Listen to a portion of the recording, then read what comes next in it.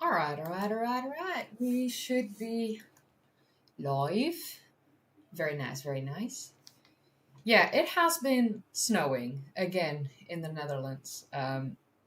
It rarely ever snows here, and when it does, usually it snows for like an hour, and then for about 2 or 3 weeks long, you got this like gray slush on the roads and the pavements. And yeah, no, this is the second time it's been snowing in January. January that felt like it started a decade ago, even though it's been a couple weeks.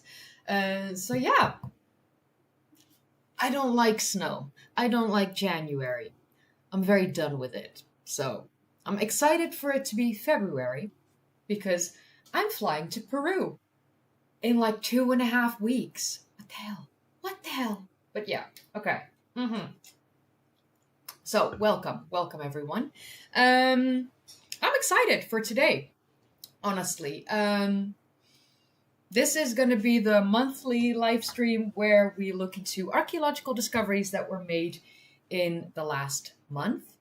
And yeah, I did this in 2024 a few times in January, February, and March of 2024, and I enjoyed it.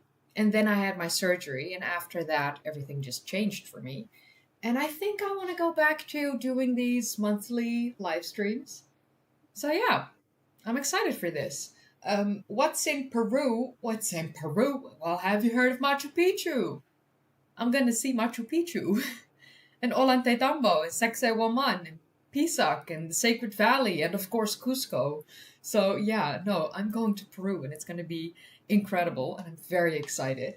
I'm at the point where I kind of only need to put the stuff in my suitcase so that I can just fly there.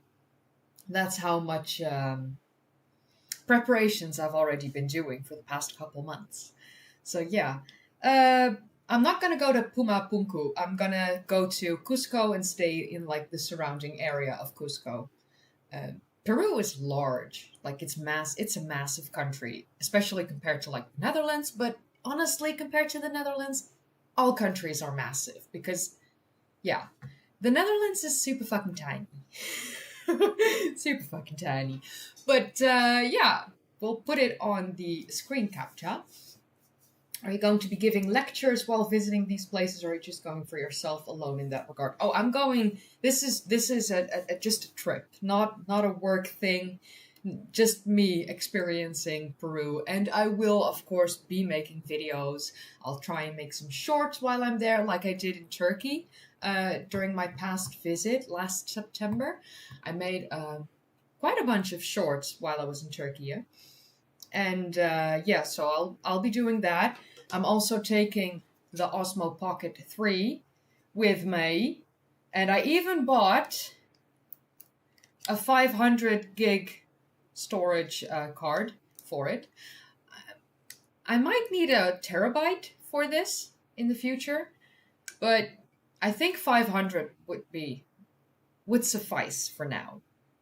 I'm thinking. I'm hoping. I also have my old. The Netherlands is not massive. Have you? Are you? I'm seriously reading someone saying the Netherlands is massive. Okay, well, sorry. This is. This not gonna work. So. This is the Netherlands. It's tiny and it's flat as fuck. But honestly, the Netherlands is really tiny. So no, it's not massive. I mean, it's massive compared to like Luxembourg. Have you seen Luxembourg here? That's tiny. But yeah, no. All jokes aside, of course. Yeah, slightly smaller than Greenland. Yeah. So I also have my old camera for the OG viewers. The videos that you watched between, let's say, end of 2020 until about 2022, mid of the year. No, I'm lying. From the end of 2020 until 2023 at least. This was the camera that all my videos were recorded on. And that's when I upgraded to a different camera. And then after that, I upgraded to the current camera. There's a little bit of a difference, okay? So yeah, this is the very big brother of this one. Okay, so thing is, the camera I had in between these two, it was good for video, but not great for photo.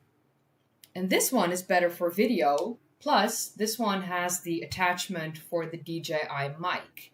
And that other camera did not have this option. So I couldn't use that mic pack with that camera. So that's why I upgraded to this better camera. But this is a really good camera for it's the ZV-E10.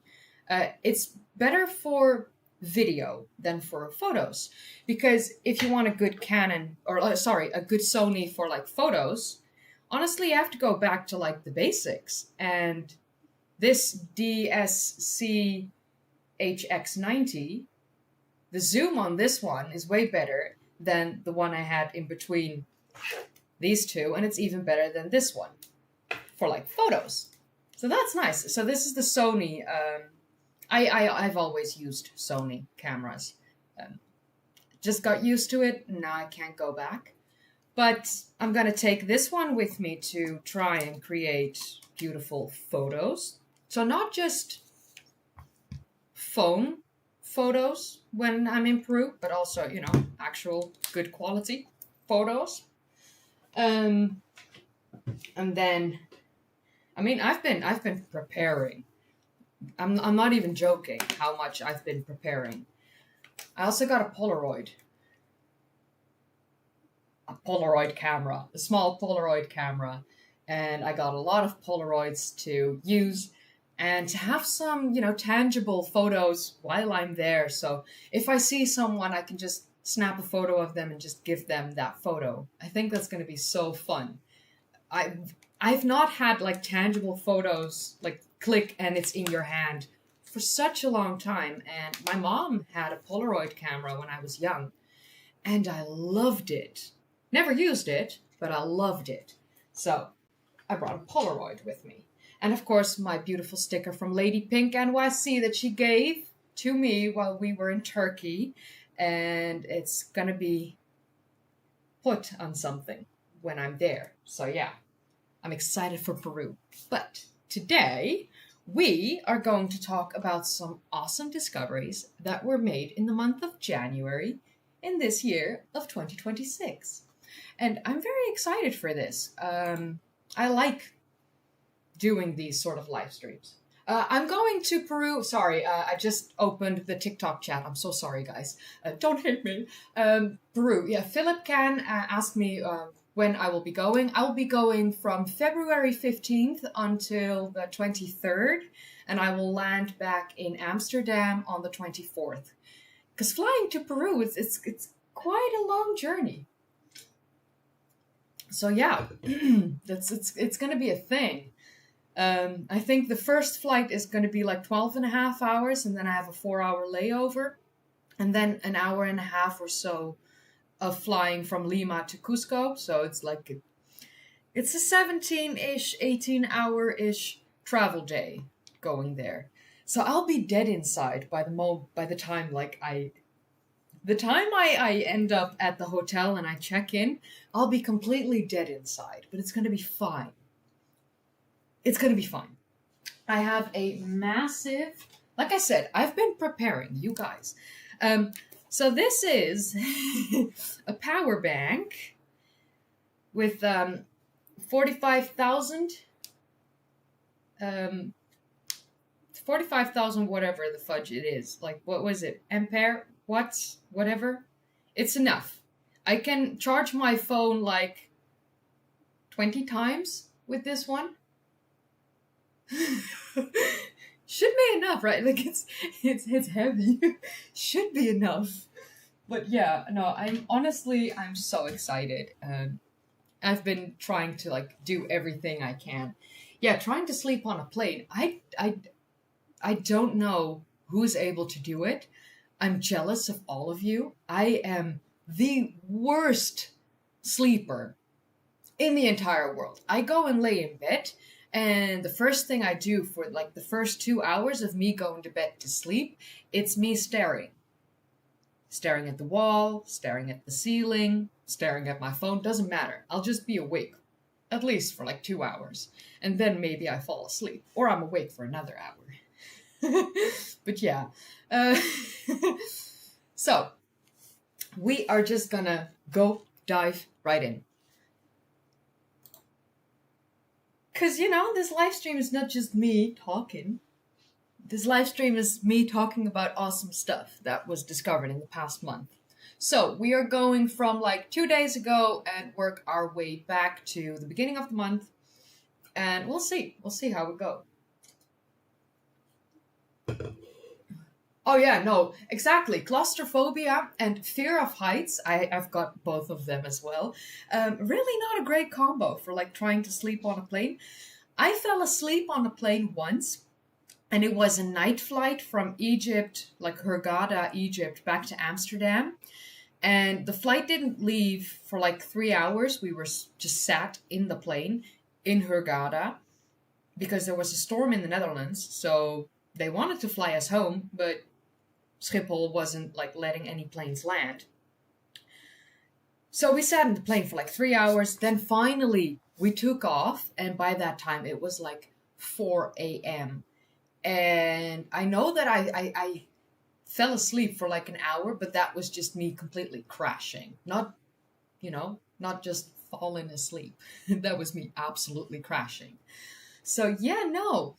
That's the one time it happened. And I think I slept for maybe 15, 20 minutes. And then I woke up and never been able to sleep again on a plane. So I'll try. But yeah, no. Should be fine.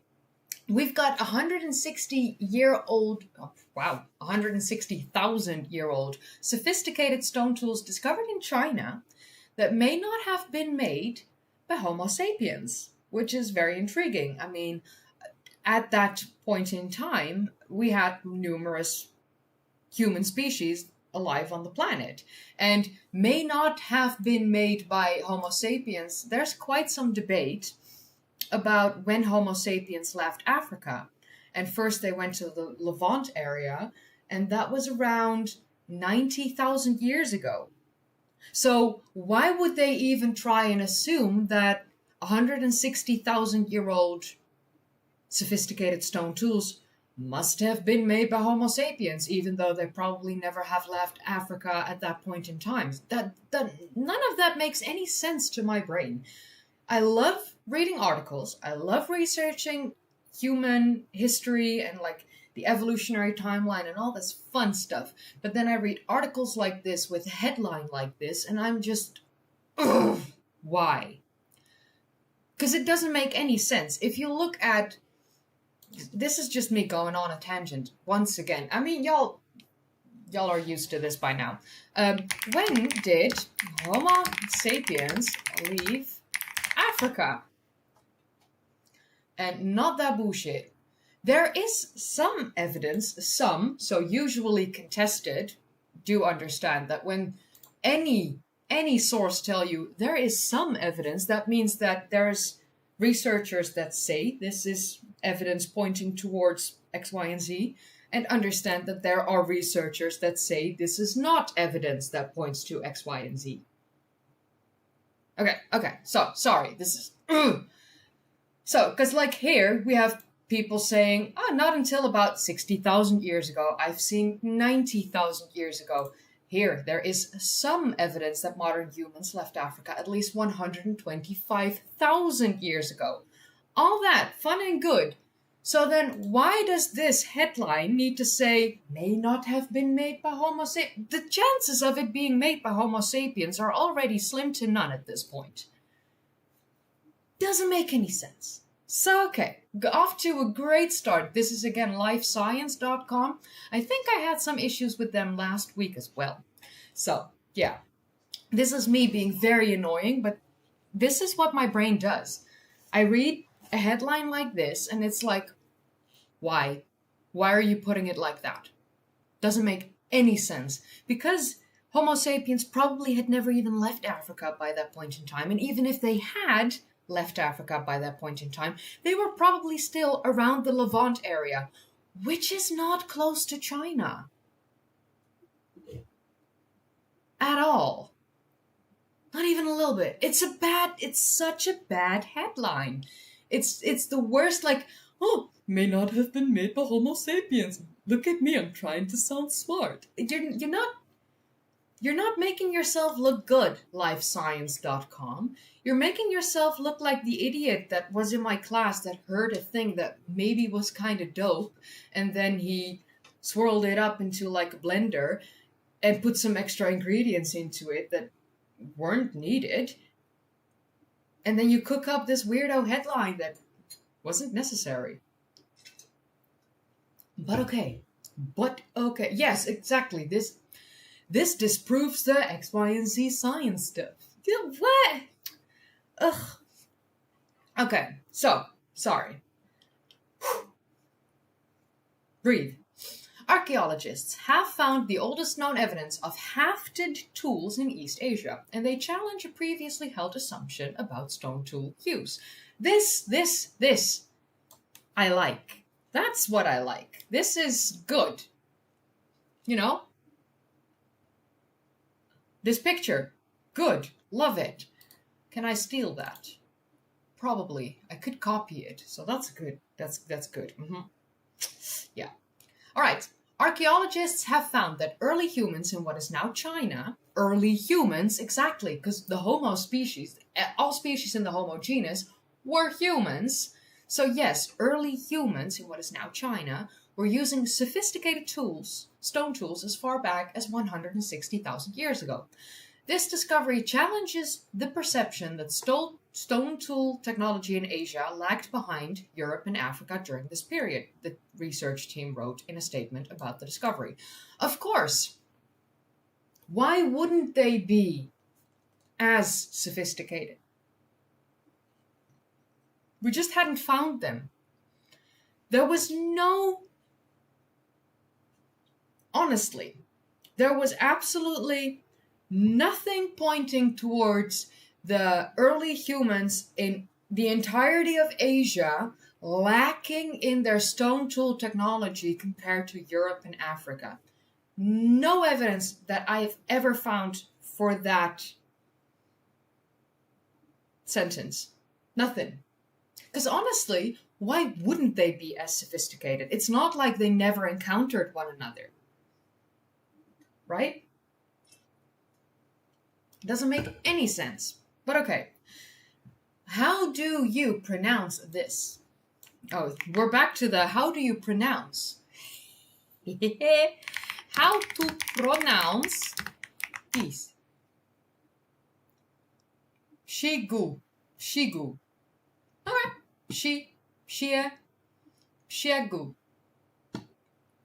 Shegu. We can do that. At the site of Shegu, discovered in 2017 in Henan province in central China, the archaeological team found the remains of more than 2,600 stone tools and determined that some of them were hafted, or, in other words, attached to a piece of wood or other form of stick. So, hafted. One sec. Let me just grab. All right. I've got these. This is a hafted one.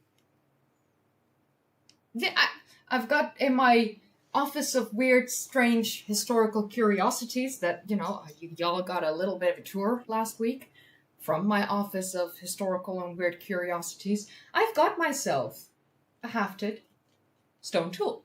So, here you can see the string that is attaching.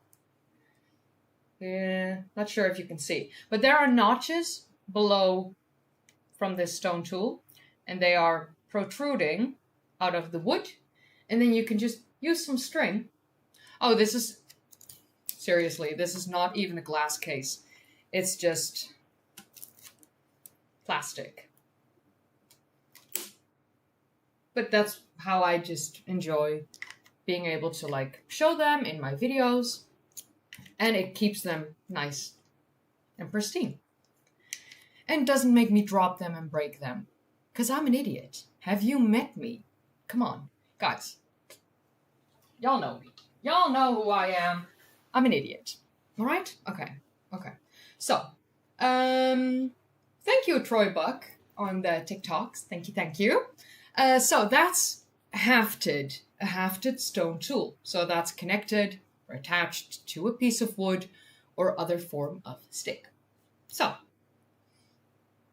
we've done that.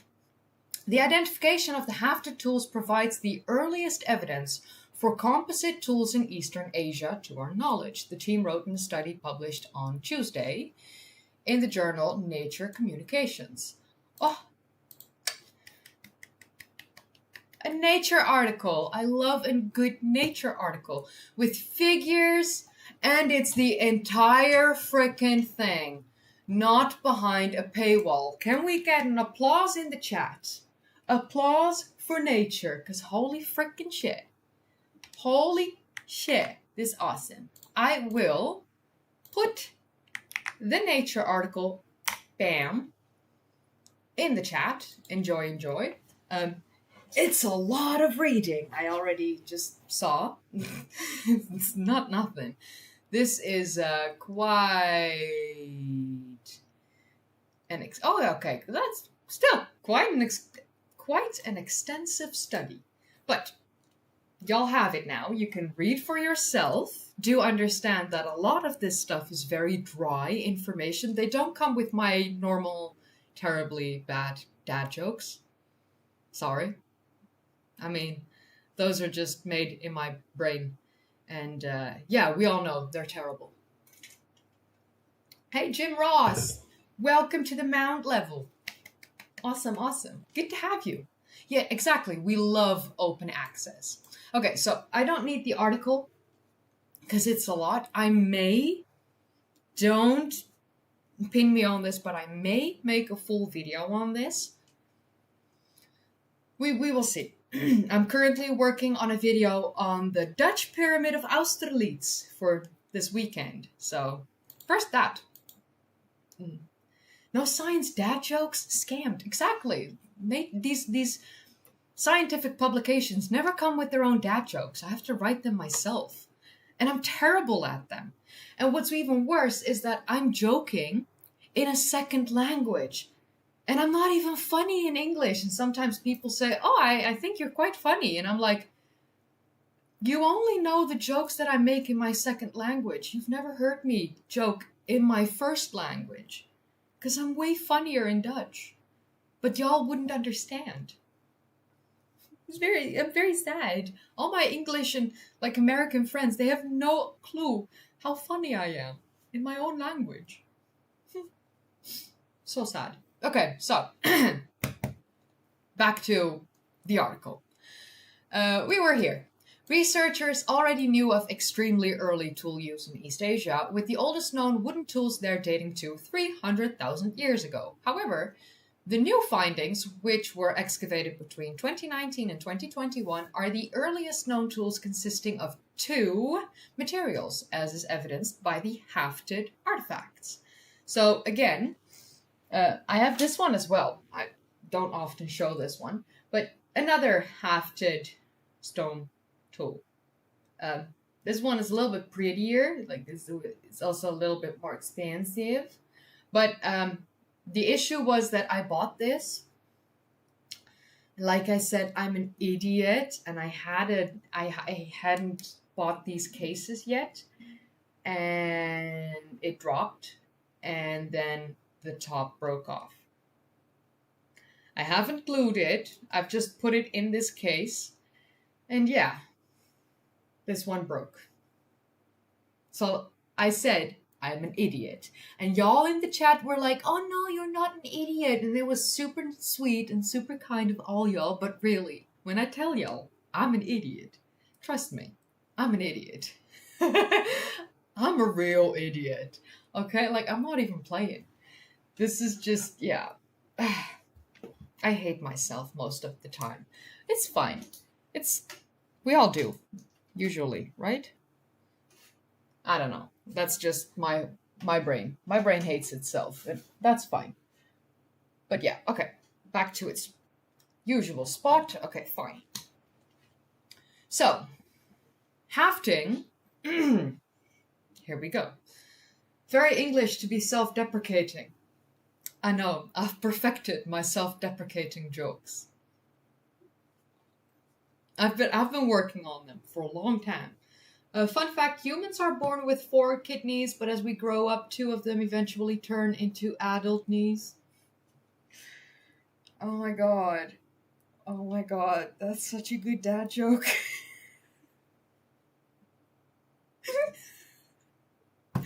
Oh my shit. Sorry. That's terrible. Henrik, why? Oh, okay. Applause for Henrik. TSCTH in the chat, my moderator. Oh my god. Kid knee, and then it turned into adult knee. I'm actually seriously explaining a dad joke here. This is not going well. Back to the article, guys. Back to the article. Back to the article. This is oof. Okay, hafting. So again, I'll hold it for a while. Hafting is a new technological innovation whereby the stone tool, this part, this part, stone tool, is inserted or bound to a handle or a shaft. As you can see, I'm seriously the worst YouTuber in the world, but that's fine. Okay, there you can see that notch where the string goes around and attaches it to the wood. Stop waving your weapons around. I know, I'm a dangerous woman. But yeah, so whereby the stone tool is inserted or bound to a handle or a shaft. Michael Petraglia, director of the Australian Research Centre for Human Evolution at Griffith University and co-author of the paper, told Life Science in an email. This improved tool performance by allowing the user to increase leverage and providing more force for actions such as boring. So all of us are now bored because it's boring. Yeah.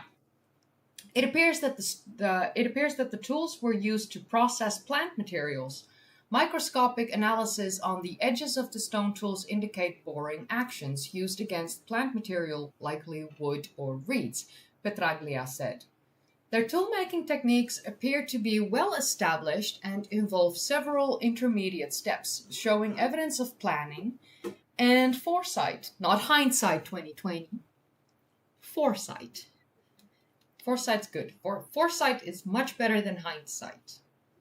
Okay. And the team said in a statement. So here we have the stone tools.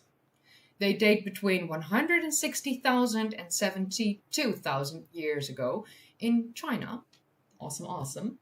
They found glue on those stone tools. I don't think on these ones, but maybe we'll read that in the article in a moment, but it's possible. We do know about glue in stone tools from the Neanderthals. Let me just put that book there so that I don't ruin it. Let me find that picture of a stone tool with glue from a Neanderthal that was found in the North Sea in the Doggerland region a while ago. That was the first time that we discovered that. Oh, here we can actually. They actually had glue back in the olden days. Let's see. I am looking for the stone tool with glue.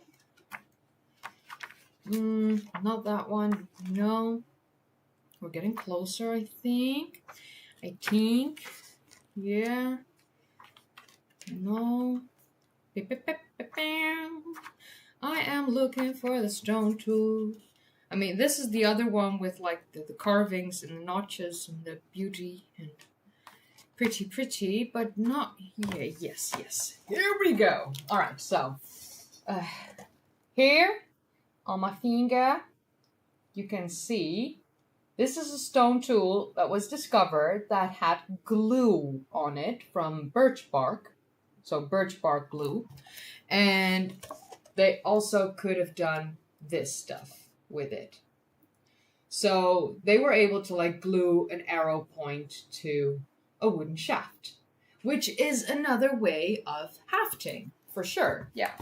So I just wanted to show you because I saw someone in the chat ask about this. Was from birch bark glue. So they made a glue from birch bark. So that's resin, but then they made that into a glue. I don't know the exact components of that glue, but yeah. Also, that Polaroid I have makes Polaroid pictures like these. Look how freaking cute my cat is on a Polaroid.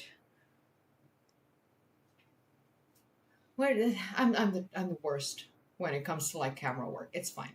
Look how cute. She cute. So yeah, I'm keeping her here with me. But yeah, okay, so yeah. Awesome. Okay, so we continue with the article. Ben Marwick, an archaeology professor at the University of Washington and a co-author of the paper, said it's not clear which early human species made the tools. The exact identity of the makers of these tools is not clear because during this time there were probably multiple hominin species living in the region, Marwick told Life Science in an email. So it could be, for example, Denisovans, Homo longi, which is the same species, and he should have known, because last summer that was all the rage, massive breaking news. The Homo longi Harbin cranium, the skull that we had from Homo longi, was shown to be a Denisovan. So are we going to call Denisovans Homo longi, or are we going to call Homo longi Denisovans? Because they are the exact same thing. So for him to be on top of this tool stuff, I don't think this is even an old quote. I think he was like interviewed like last week or in the past 2 weeks, because usually these articles have no clue about anything being published until it's like a week or two before publishing. And that's when these journals are like, these articles are being contacted by the people and the authors of the journal, or like the publications, and then they are telling you all about this is the study we do, or like we did, and this is going to get published then and then. And the articles are being written slightly before the publication, and some of the articles are written and like interviewed after the publication has already like been published. So this is just a really big mistake in my mind, because Denisovans and Homo longi are the same. So it's either Denisovans, Neanderthals, who knows, maybe Neanderthals were in that area in China. Juluensis indeed is a different species, and Homo sapiens. But Homo sapiens 160,000 years ago in China, the chances of that are truly very slim to none. Based on the Nature study, it looks like they are misquoting the study. Ooh. Are they? Are they misquoting the study? Are they misquoting the study? That would be quite... Neanderthals, Denisovans, Homo longi, Homo juluensis. Okay, so... Homo longi, same as Denisovans, Homo juluensis. Who says that it's not erectus? They still existed on the older side of this timeline of like the 160,000 years ago. Yeah, Homo erectus still existed. So, yeah, exactly. But here, even here, it's like, such as the Neanderthals, Denisovans, and perhaps newly reported species such as Homo longi and Homo juluensis. Homo juluensis is a new species that was first proposed and like fully looked into in December of 2024. So it's well, even in the study, it shows it that it's just wrong. Because here, even in this study here, Neanderthals, Denisovans, Homo longi, Juluensis. No erectus. Weird.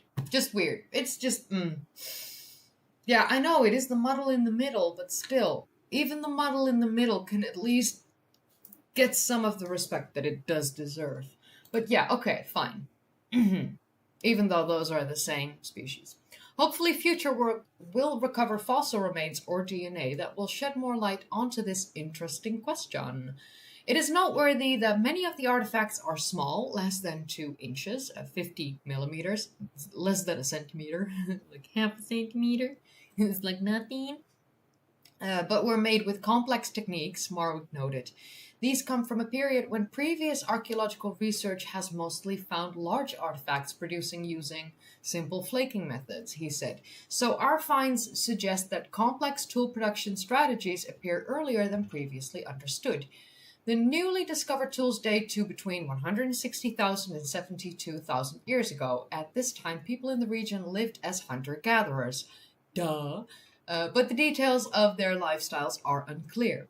While the lack of mammal bones and other evidence makes it difficult to deduce how they lived, at least their stone tools indicate a high degree of behavioral flexibility and successful adaptation to the local climate and resources. I don't know how I should pronounce your name, so I want to give you the respect how to pronounce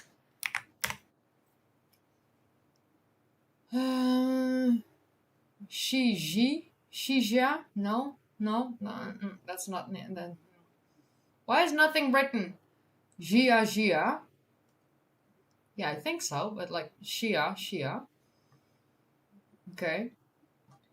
And Yang, of course. Okay, so Gia. Okay.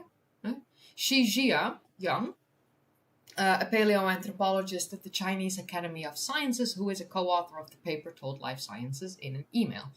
So everyone just emailed with them, but no one actually spoke with them, like not a Zoom call or anything. So yeah.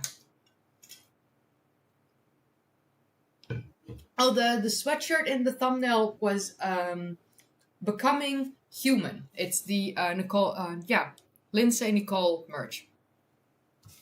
I've got some Lindsay Nicole stuff in my house. Becoming Human. Yeah. Exactly. Like I said, my office of strange history, oddities, and curiosities.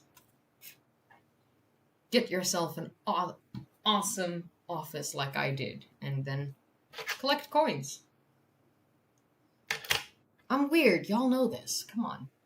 This is a bird's eye view of the excavation site at... What was it again? Shigu?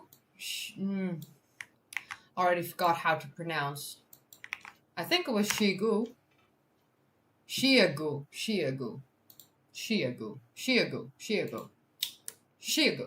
A bird's eye view of the excavation site at Shiagu, where archaeologists found sophisticated stone tools.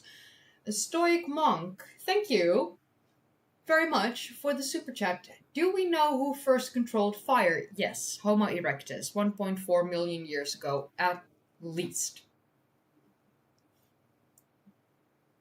Okay. So yeah, no, I think I made a video on that. Long time ago. Long time ago. Let me see if I can find it in the... No. How far would you go to survive? Shut up. I don't want to listen to myself. Done that enough this week. Seriously. I don't like myself that much. Wow. No. Oldest use of controlled evidence, fire. Here. Humans controlled fire 1 million years ago. I already knew. I had a video on this. Heinies. Alright, I've put the video can I do that as a reply? Oh, yeah. Oh, that makes it so much easier. There you go, Stoic Monk. Very nice. All right, awesome, awesome. We are doing well. So there you go. I'll put it back. Okay, good. So yes, it's back. It's back. Everything's good. Yeah, cannibals. I know. This video, my latest video from like yesterday, completely flopped. Completely flopped. It's the worst performing video on my channel in, I think, the past 3.5 years. Make a video on Neanderthal cannibalism. Yeah. Why did I make that video? Well, if you think about the fact that I'm still working on the Neanderthal documentary, it's easy to deduce that everything having to do with Neanderthals I try and cover in a video, because at the eventual time of the completion of the Neanderthal documentary, I will be using clips from the videos that I've shot with like the new camera and the new mic pack that I bought January or February last year when I made the ultimate upgrade for everything. So all the Neanderthals videos that I've shot in the past year will be used in that eventual Neanderthal documentary. Because the quality of audio and video is good enough to be used in a documentary, and then you have different scenes of like different me in different outfits and different stuff on the table, and it's just more fluid that way, I think. It's just gonna look so much better when I do it like that and not just, me in one outfit for like 2 hours in the exact same scene and setting. That's just gonna be quite a lot. It's boring. So, yeah, I knew this video was probably gonna flop. It's fine. I didn't care much. I just needed to make it. I needed to upload a video and just, do something on the channel. It was a month ago. I had uploaded a month ago. I took a month off. I did Livestream in that month, but I've not taken that long off of the channel since May 2024 after my surgery. So yeah. But yeah, I didn't show any graphic stuff or make it more gruesome than it already is. But just the subject of talking about cannibalizing babies, it's not the greatest. So yeah, not the greatest. It's like I said, I'm not showing anything gruesome. I'm just explaining that it happened, that these Neanderthal women and children were taken from the place where they lived into this location, and then they were eaten. And it wasn't for any ritualistic purposes. So, yeah. Yeah. And money didn't exist back then, so they weren't purchased, at least. So, yes. It's just, it's a video subject that's just simply not for everyone, and I completely understand. I just wanted to make that video. So, yeah.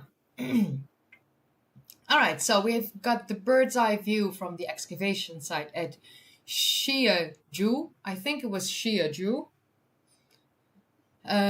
Stone tools in East Asia. The discovery of the sophisticated stone tools from this region and time period dispute a long-held assumption about early tool making, the study authors noted.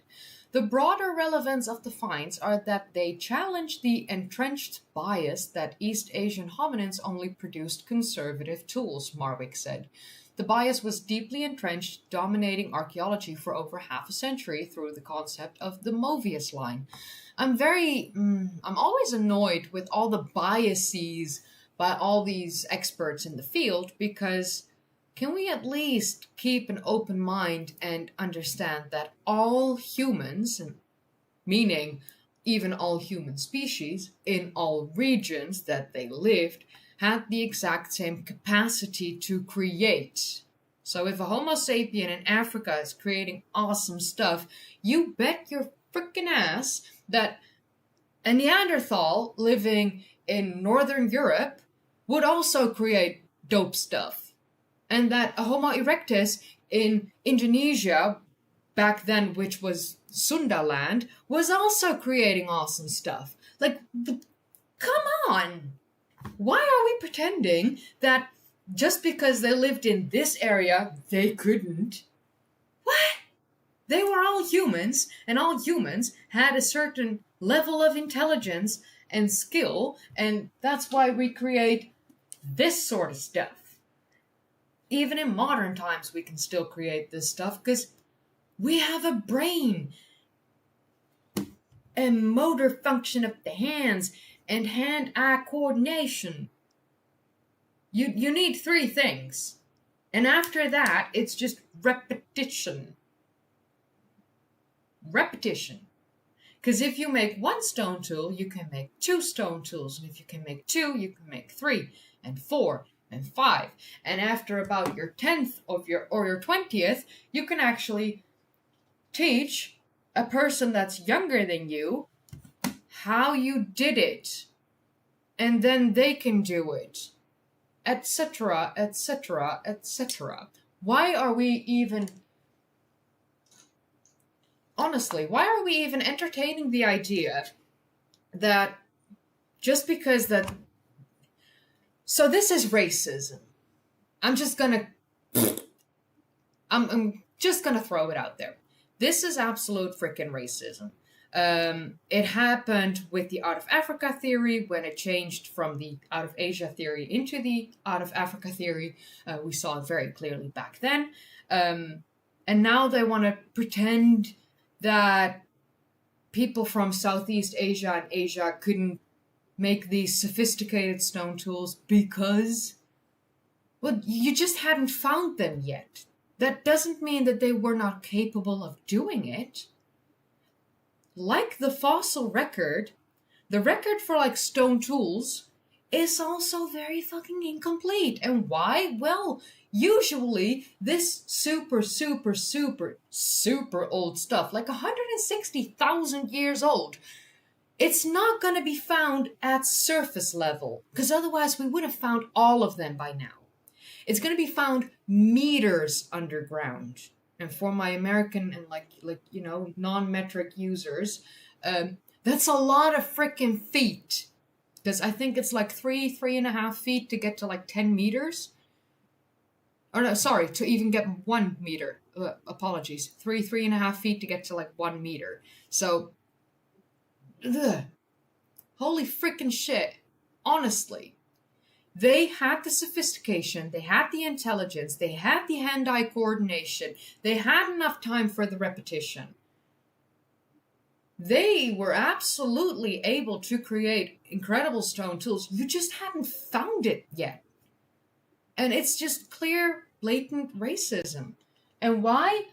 It's just because some people here in the West, let's just call it as it is, some people here in the West don't like the idea that other humans in other locations in this world were equally as sophisticated as their ancestors.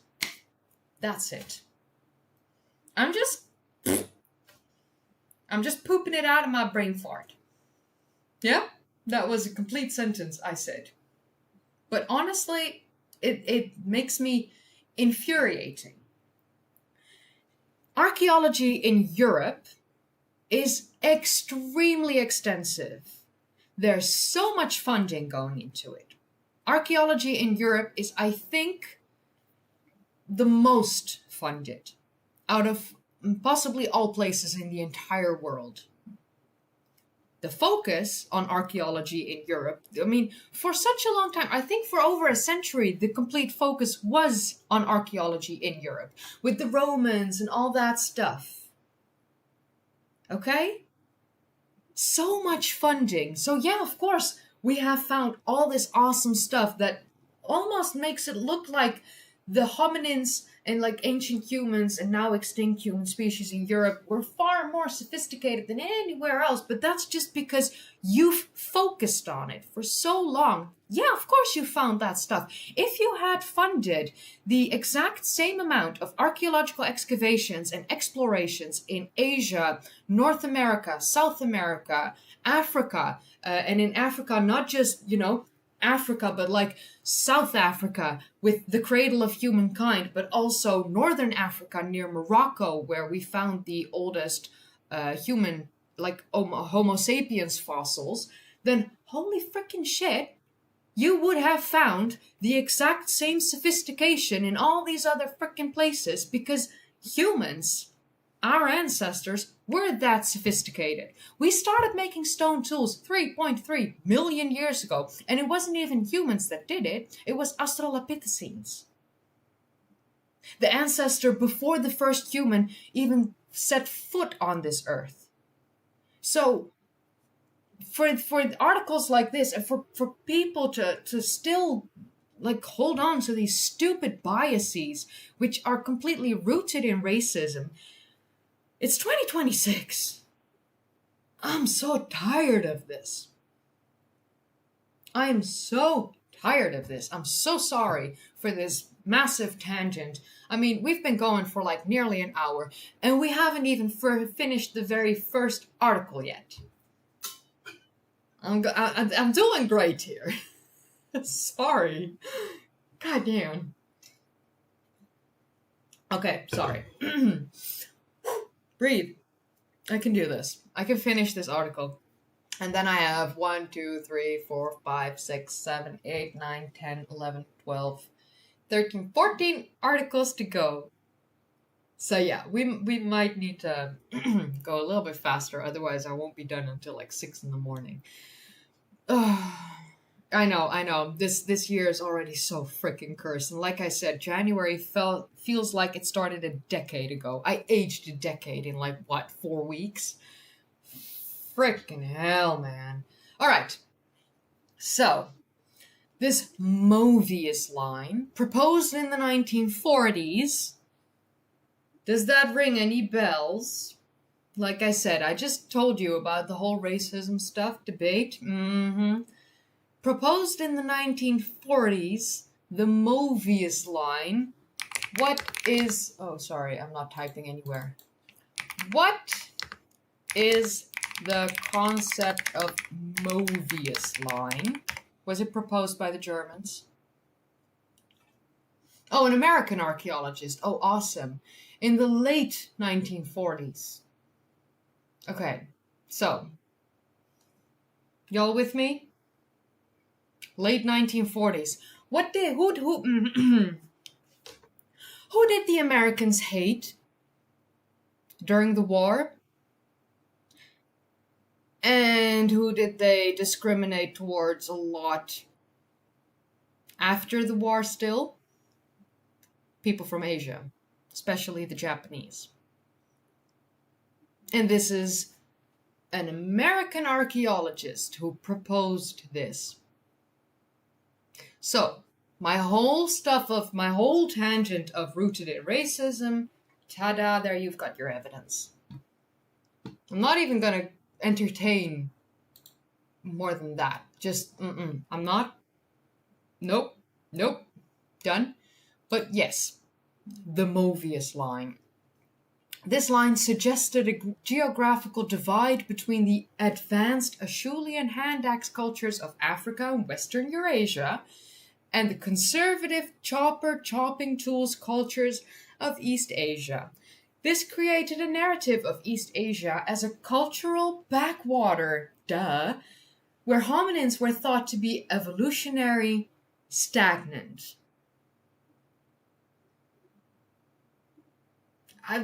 I just told you, it's going to be rooted in racism. There we have it. They were never evolutionarily stagnant. That's just... Come on. Don't let me have another brain fart, stupid article.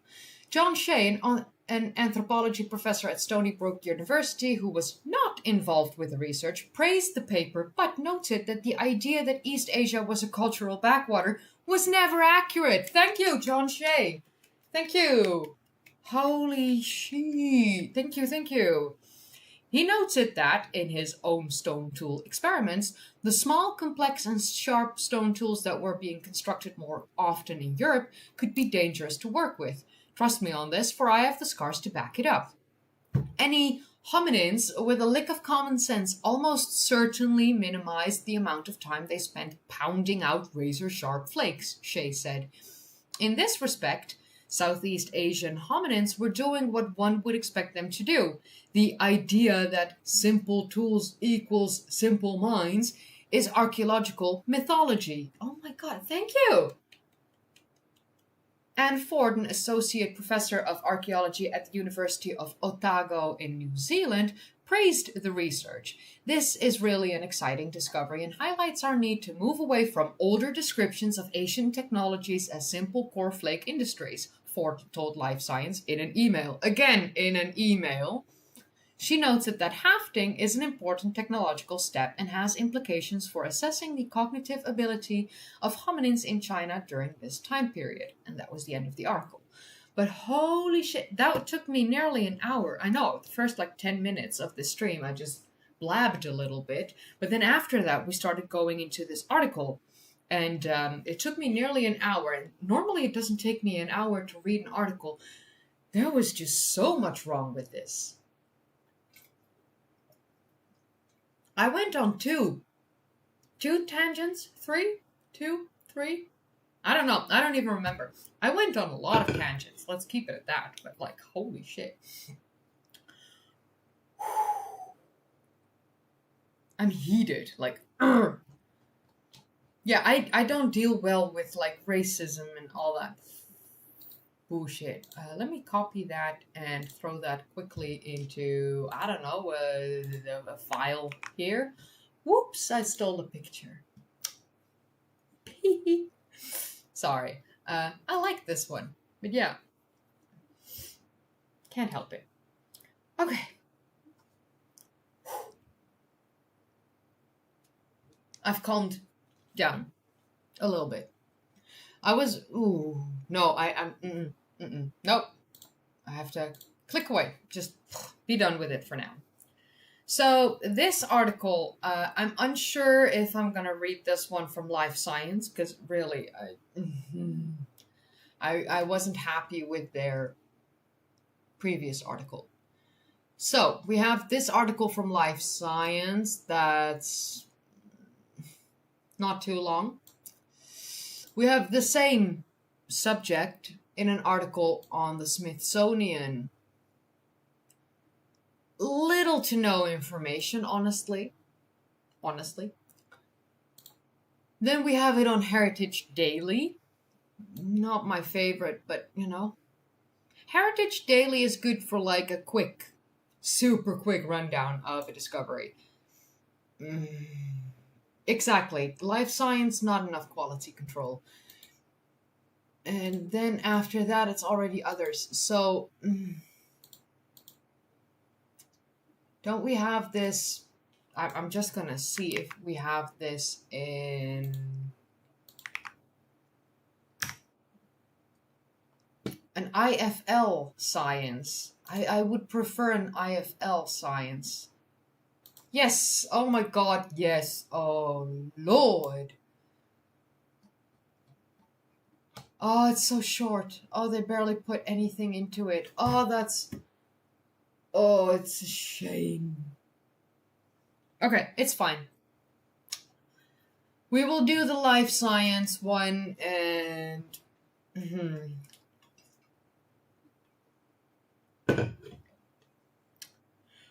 breathe through it. Let's just hope it doesn't make me as heated as the other one. I don't think we have Homo erectus DNA, honestly. Do we have Homo erectus DNA? My clickety-clackety keyboard. So yeah, I don't think so. Because it's too old. It's too old to be extracted. There's some ancient DNA like traces, but I think that's about it. So, okay. So next article. 430,000-year-old wooden handheld tools from Greece are the oldest on record, and they predate modern humans. Awesome. Hey, we hebben onbedoelde kut. Nice. Nice. I love the fact that that name always brings a smile to my face, because the K-U-T in that name from the person, it's the Dutch version of C-U-N-T. So yeah, love that. And I call myself that daily, because I have this is a reminder on my phone every single day. Let's wait. Let's see if it, for the Dutch people, they will laugh at that, because that actually says what you think it says. That's for the non-Dutch speakers, that literally says swallow your pill, C-U-N-T.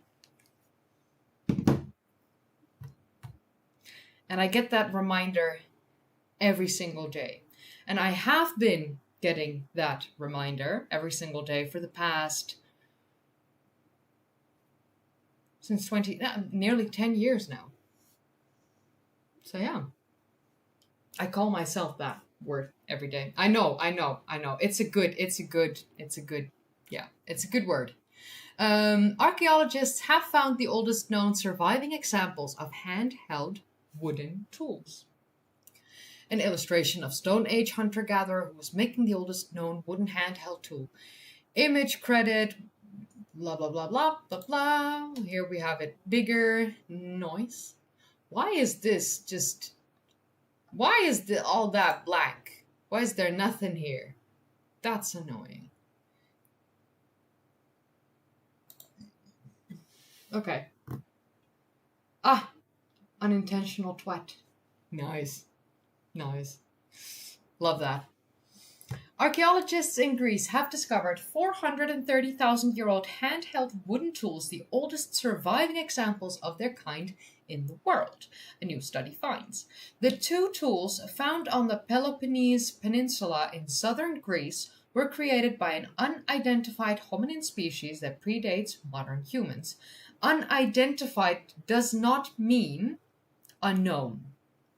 This is a debate I had, I think about a week ago, in my emails with a guy that kept telling me that when like tools or bones are unidentified, that means that it's from an unknown new species. And it's like, no, they just haven't identified to which species it belongs, or like which species made this. Doesn't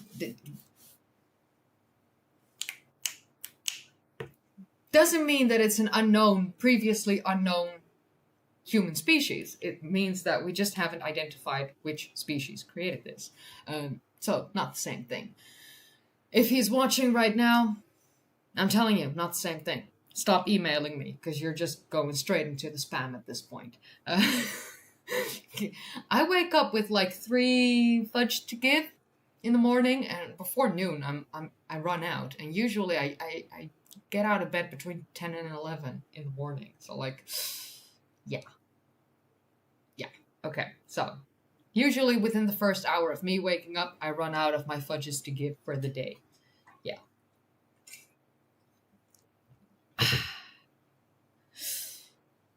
Exactly. Just like unknown flying object doesn't mean that it's from another planet. It just means that we don't know what it is. It's not identified as X, Y, or Z.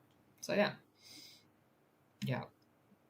All right. So yeah, I'm a late bird. I'm a night owl, and I have deep-rooted sleep issues, and I'm an insomniac. So like I said, I go to bed to go sleep, and then I lay awake for at least, at a minimum, 2 hours.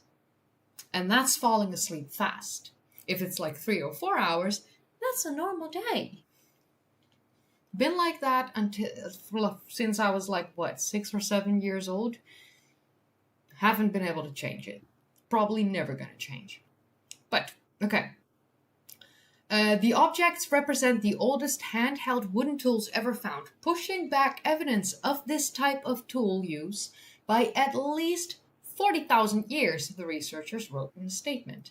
One of the wooden tools, which was found in the site of Maratusa, is 31.9 inches, or 81 centimeters, long, and is splintered and frayed at one end, which suggests that it was likely used as a digging stick. The tool has a morphology and size comparable to digging sticks, the team wrote in the study, which was published on January 26th in the journal PNAS. We like a PNAS. Does anyone like a PNAS? I like a PNAS. Are you a PNAS? Evidence for the earliest hominin use of wooden handheld tools found at Maratusa 1. We have an abstract and acknowledgement. Supporting information with an appendix. I don't think it's it's the get access. Unfortunately, this, not open access, this one. Oh well. It's a fine paywall. Yeah, usually these articles are behind paywalls. Thing is, and this is not necessarily a known thing, but if you have a paywall paper, like for instance this one, you can see these names here. The authors, they will always be put in the top, the authors. If you don't want to buy an article, but you are serious about like actually reading it because you got intrigued or you want to make a video or do your own research, etc., etc., etc., what you can do is you have these email buttons for some of them. You can Google their names and see if you can find an email address. You can actually email these authors and ask them if they want to send you the article. Because these researchers, they want their research to be seen by people. They want their research to be read, looked at, used. They did the work. They want you to enjoy their work. The problem is that academia has put these papers in place, like these publications, and they charge a fuck ton of money. Average people like me don't have the funds to pay 30, 40, 50, 60, 70, 80, 90, 10, 100, whatever bucks per article to use for a video.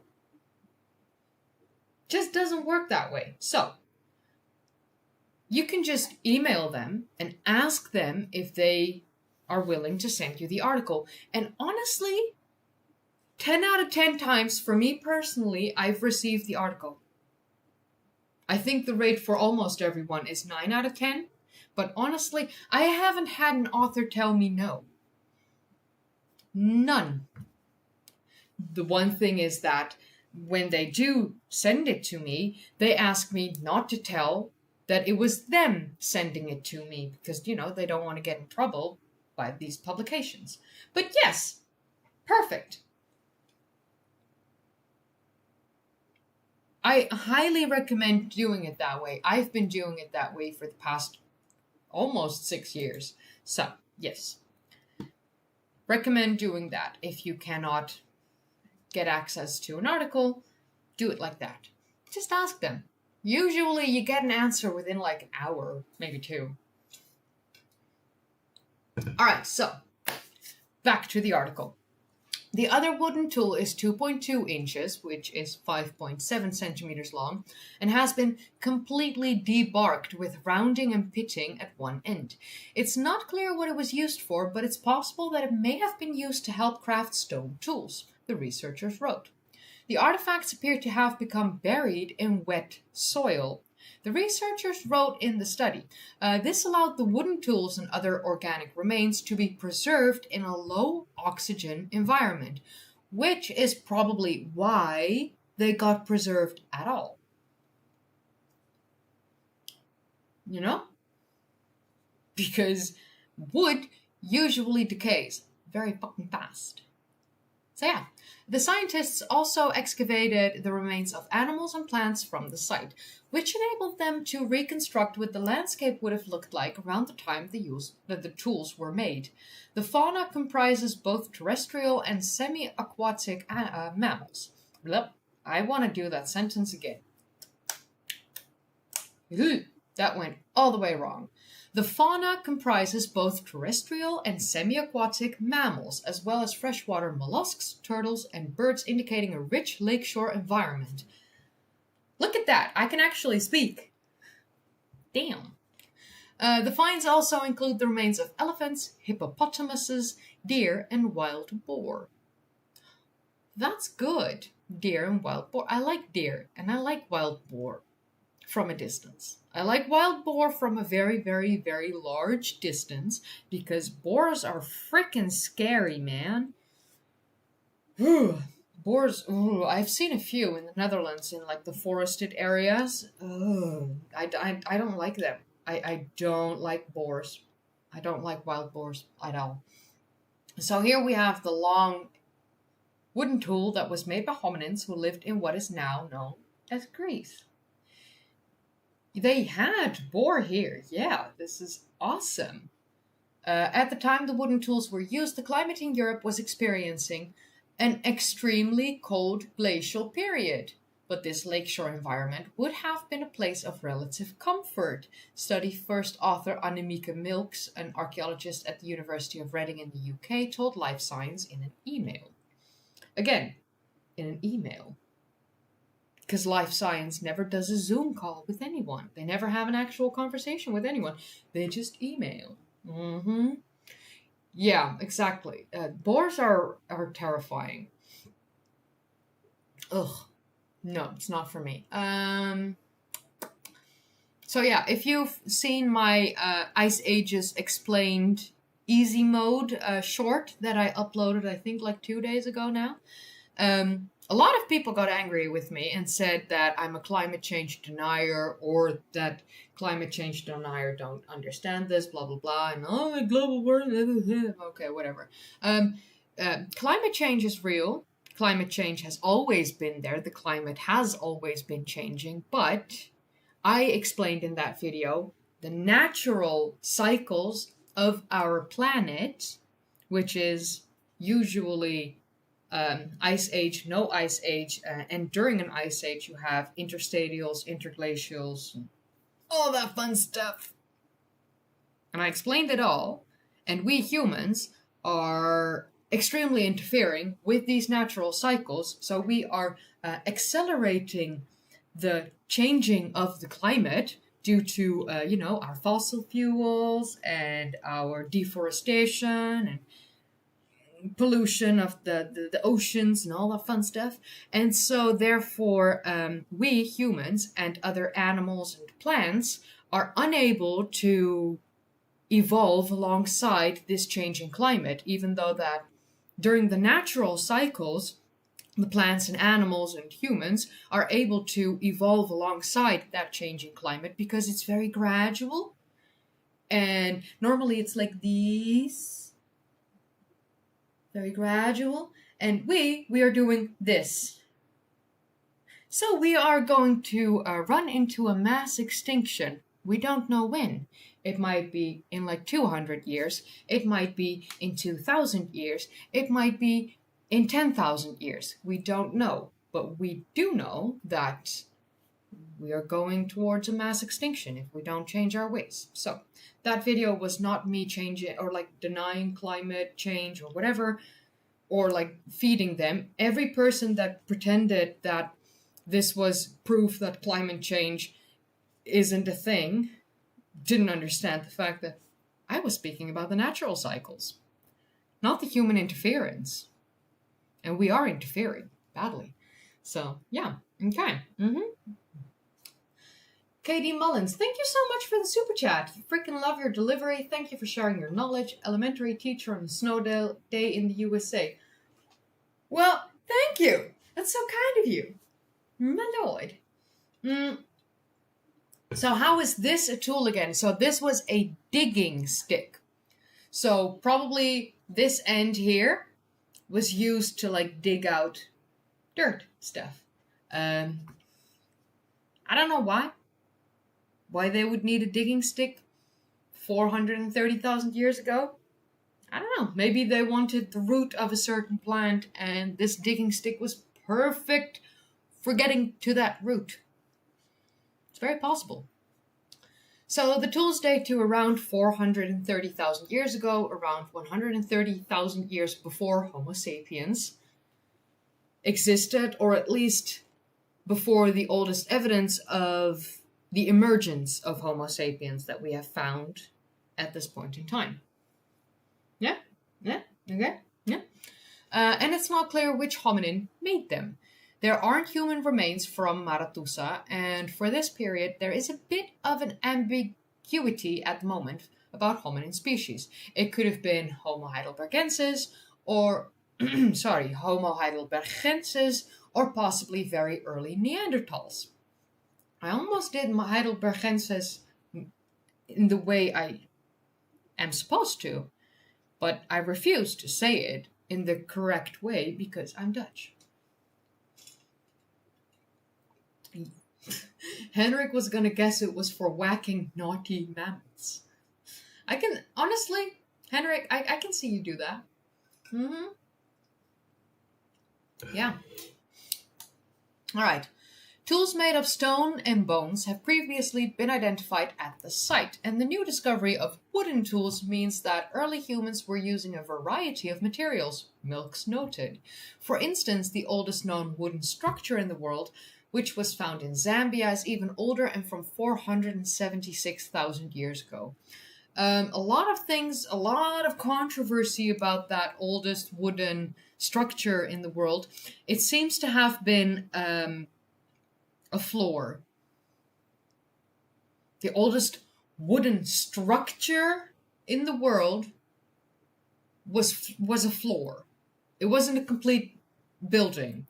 A lot of people that saw that the headlines about that oldest wooden structure back when it aired, they actually thought that it was going to be like a whole building, like a home, like with roofs, walls and a roof and like doorways and windows and all that fun stuff. It's not. It was just a floor. So,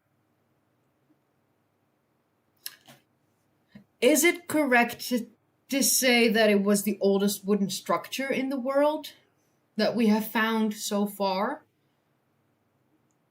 No. I don't think it was a structure per se. I think a structure is like floor, walls, roof. That's a structure. Floors, wall, okay, still a structure. Just a floor? It's just a floor. It's still awesome, and it's still really old wood, but at the same time, it's a floor. It's not a wooden structure. To me, like, this is the difference between a culture and a civilization. They're so hung up on their explanation of what a civilization is, and like everything in Turkey from like 12,000 years ago falls outside of their mind of what a civilization is. Why are you then calling this a wooden structure when it's just a floor?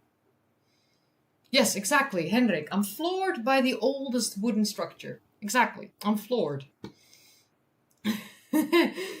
Alright, so, yeah, oh no, Homo heidelbergensis, it's my favorite word.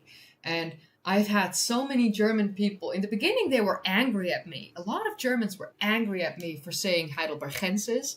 And now, now that I've been doing it for a number of years, a lot of them actually like the fact that I do it because it makes them, I pique their interest. Every time I say Heidelbergensis, they're like immediately focused on whatever it is that I'm saying because I'm saying it wrong and they understand. I thought I saw, FSM Dog, thank you for the super chat. Thanks for taking on tough topics and being cute. You're welcome. What can I say but you're welcome? Alright. Civilization did not create war, but war did create civilization. Oh, yeah.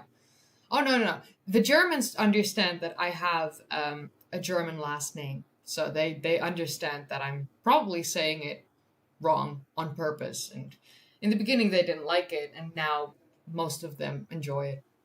All right, so back to the article, because otherwise we will be here until like 2 a.m. and we don't want that. So we understand that these hominins had an understanding of these different materials and their properties and used different tools, presumably for different tasks, Milks said. What a last name, your Milks.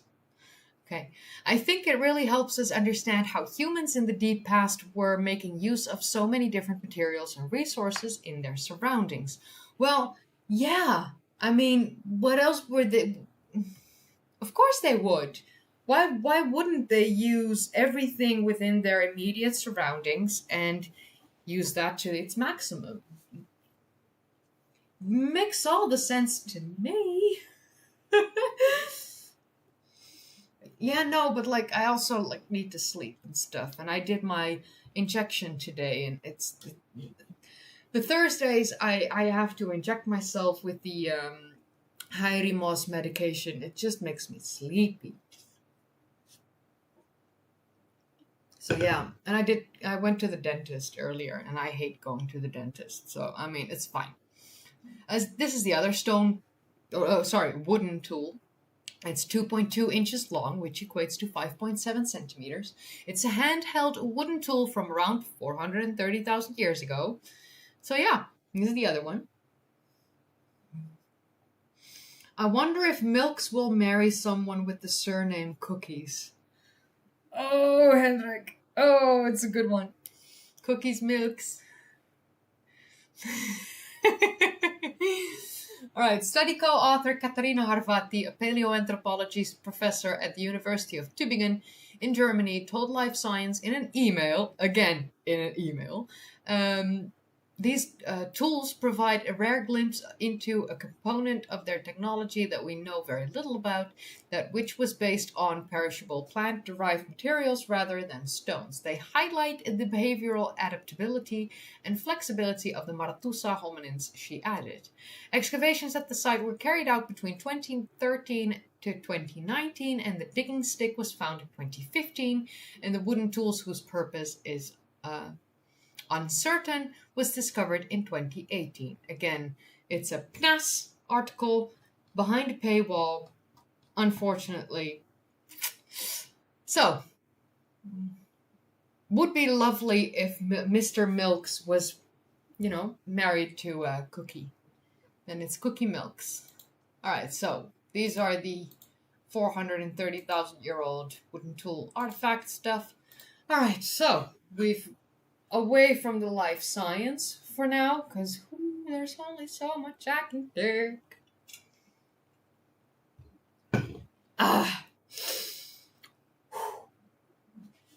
Alright, so we are going to look into why is this purple? Oh, that's annoying. I can't deal with that. But okay. Doesn't brain farts aside, we are going to the third article, which is the world's oldest cave art discovered in Indonesia's Muna Island. Why? Stupid hair. I don't recommend having hair, while I'd like my hair, but still, it's annoying. So the world's oldest cave art discovered in Indonesia's Muna Island. Indonesia and the surrounding region is known for some of the world's most ancient archaeological finds. This undated image provided by Maxine Aubert shows handprints with sharpened fingertips in the Maros region of Sulawesi in Indonesia. For the people that have no idea, Google Maps. Alright, so here we have Indonesia and Malaysia and Borneo. Okay, you're still with me? And the Philippines. Why is this in Dutch? Good question. Good question. Can we change? Yes, we can change the language. Perfect. Is that the only English that you have? Ugh. Okay. Whatever. Okay, so Sulawesi is this. You've got South Sulawesi, West Sulawesi, and Central Sulawesi, same islands. Oh, and North Sulawesi. But this is Sulawesi. So this was found in, where was it? Maros region, Sulawesi. Let's see if we can find that. I'm pretty okay-ish usually with Google Maps. Maros. I feel like it's probably an island. Maros Sulawesi.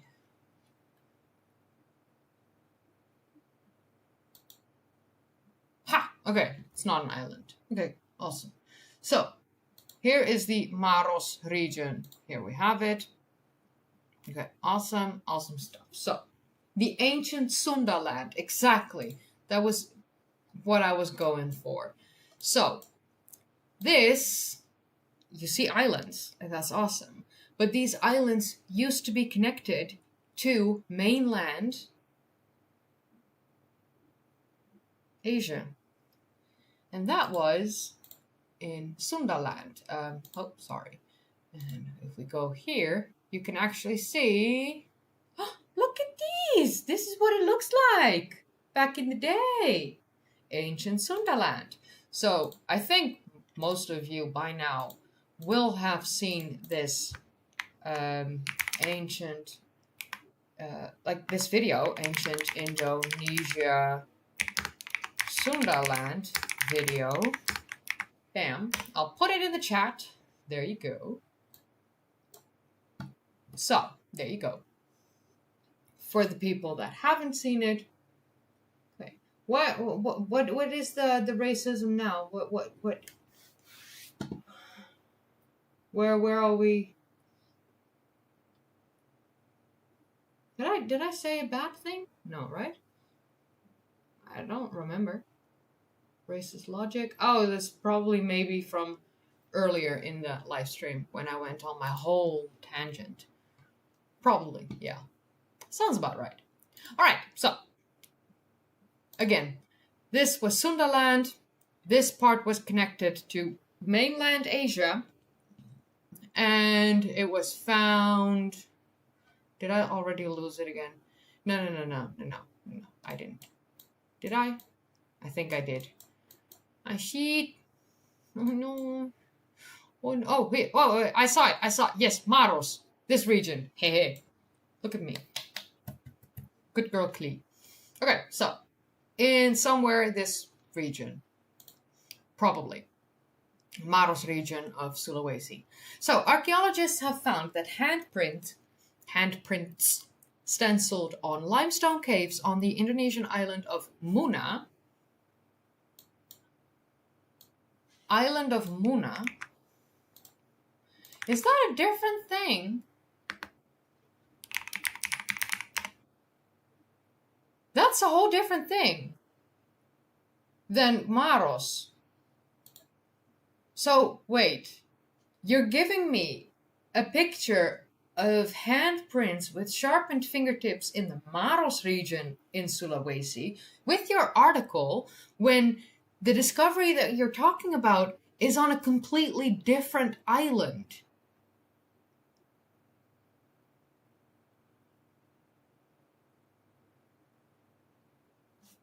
And this image provided by Maxine Aubert shows cave drawings in Sulawesi province, Indonesia, undisclosed where, of a human figure and a bird with a faded handprint in between them. I see the human. I see the probably bird. I'm not seeing the faded handprint. And this is an undisclosed location.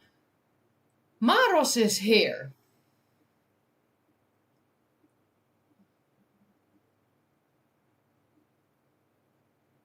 This is Muna Island. It's not even connected in modern times. But okay, back then you were able to walk it, whatever. Okay, annoyed. Very annoyed. So, alright, whatever. I'm already annoyed with this whole discovery. What did I miss in the chat? Holy hell. Watching for a long time, look, you intentionally do not associate yourself with institutions of archaeology. I'm an amateur, honey. I'm a high school dropout. I have no diploma.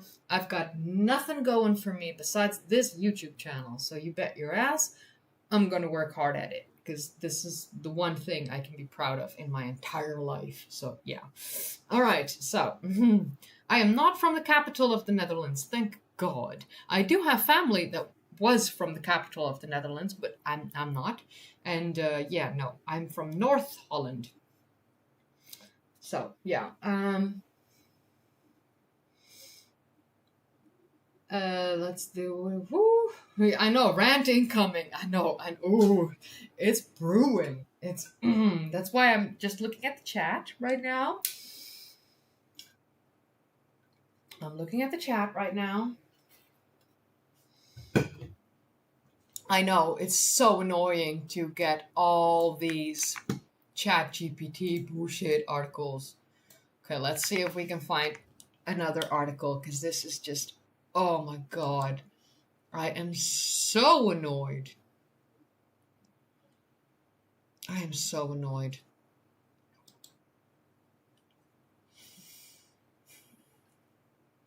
This is the,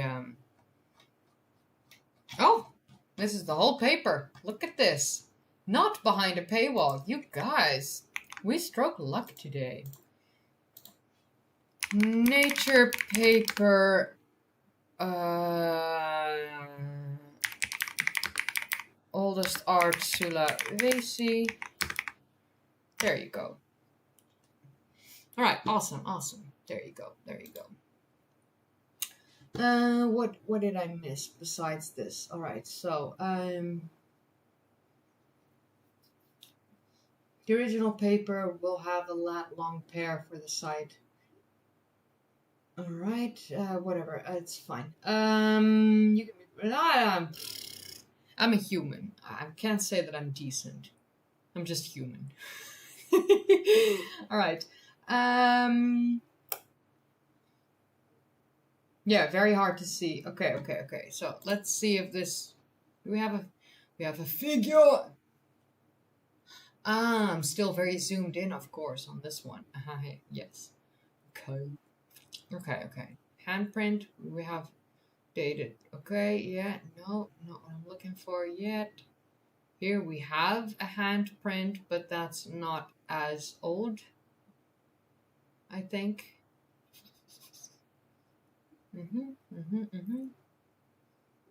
Not as old. Okay, awesome. So, it's what? Okay. So it's behind the bird. It's behind the birdie. So in this one, stupid thing. Okay, so here you've got finger. Aha.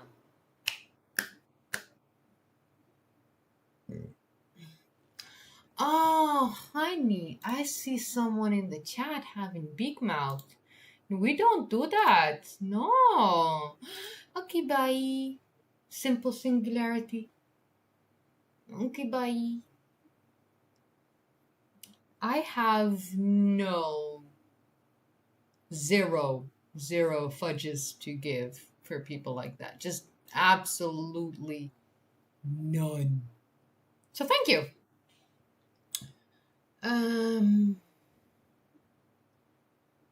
Do we also have another one? Wait.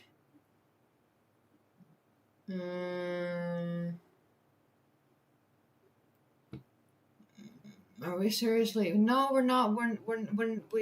We are not going to talk about Atlantis here. Sorry. This is not the Atlantis chat for you. Sorry. No. I'm not closed-minded, but I've never seen any evidence pointing towards Atlantis being real, so yeah, no. Sorry. Some of my friends believe in it, and that's fine, and I respect them for the fact that they have done their research and that led to them believing in it, and that's their thing. And I don't have to agree with everyone, but I personally don't believe in it, so no. Okay, so, article. Is this one better? Sure, we'll do this one. This kind of looks better. Alright. The world's oldest rock art discovered in Indonesia. The 67,800-year-old hand stencil looks like a claw and provides new clues about early human cognition and migration to Australia. Love it. Yeah, okay, well, the whole Atlantis stuff, this is not the subject of today's live stream. The subject is new archaeological discoveries, and if we start talking about Atlantis right now, then we won't be ending the new archaeological discoveries of January until like 4 a.m. And I would like to be able to sleep on time. So, that's fine, but not the chat for it, not the day for it. So, I understand that you can be very, very, feel very strongly in your beliefs, and that's perfectly fine, but this is not the place. I'm asking you, Sean Tice, either you stop talking about Atlantis or I'm going to have to mute you for a little bit, because otherwise I will be going from tangent to tangent to tangent, and I very much like to go and talk about today's subject. So either you respect that or you will be muted. I'm not going to hide you from the entire channel. I'm just going to mute you. I understand. I still respect you as a person, but I'm drawing a line here. Thank you.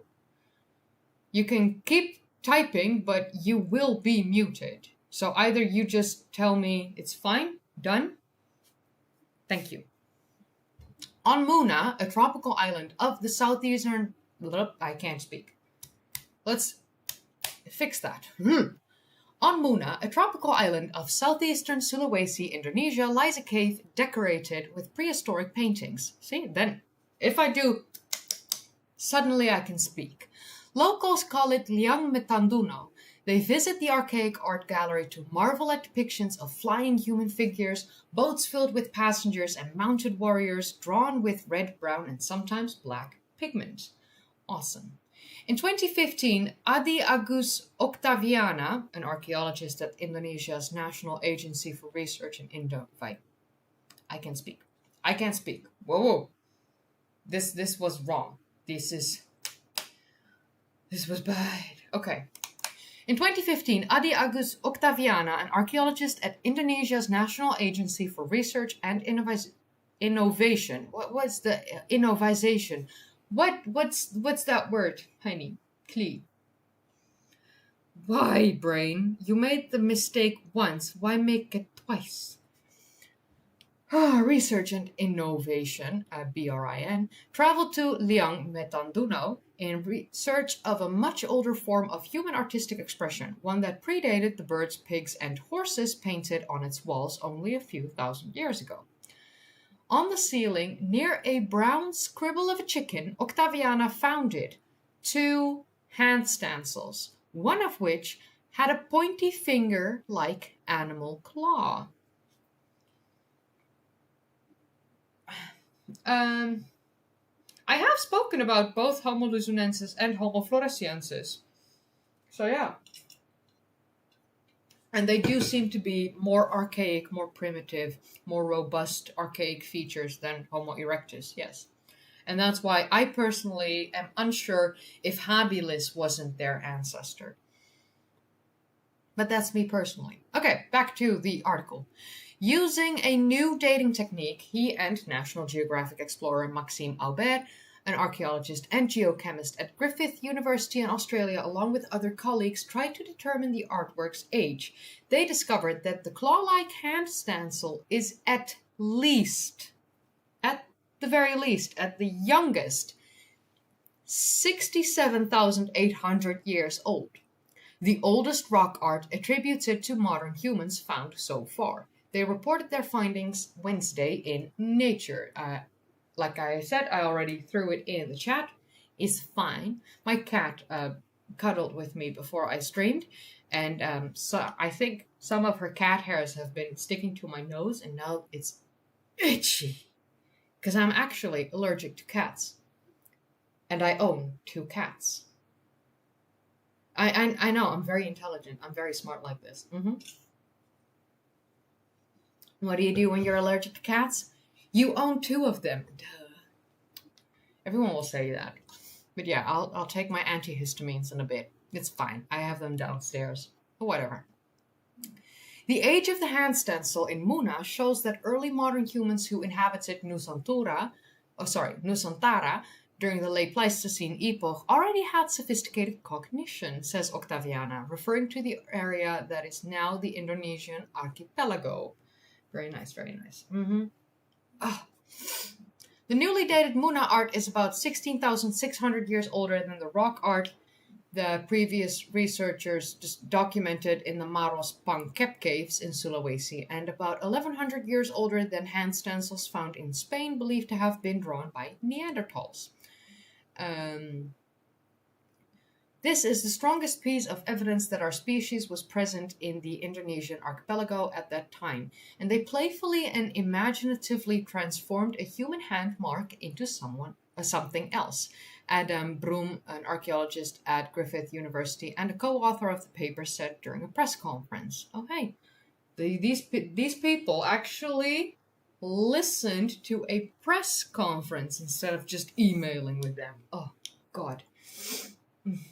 Oh, I've had 4 cats in the past. So now I only have 2.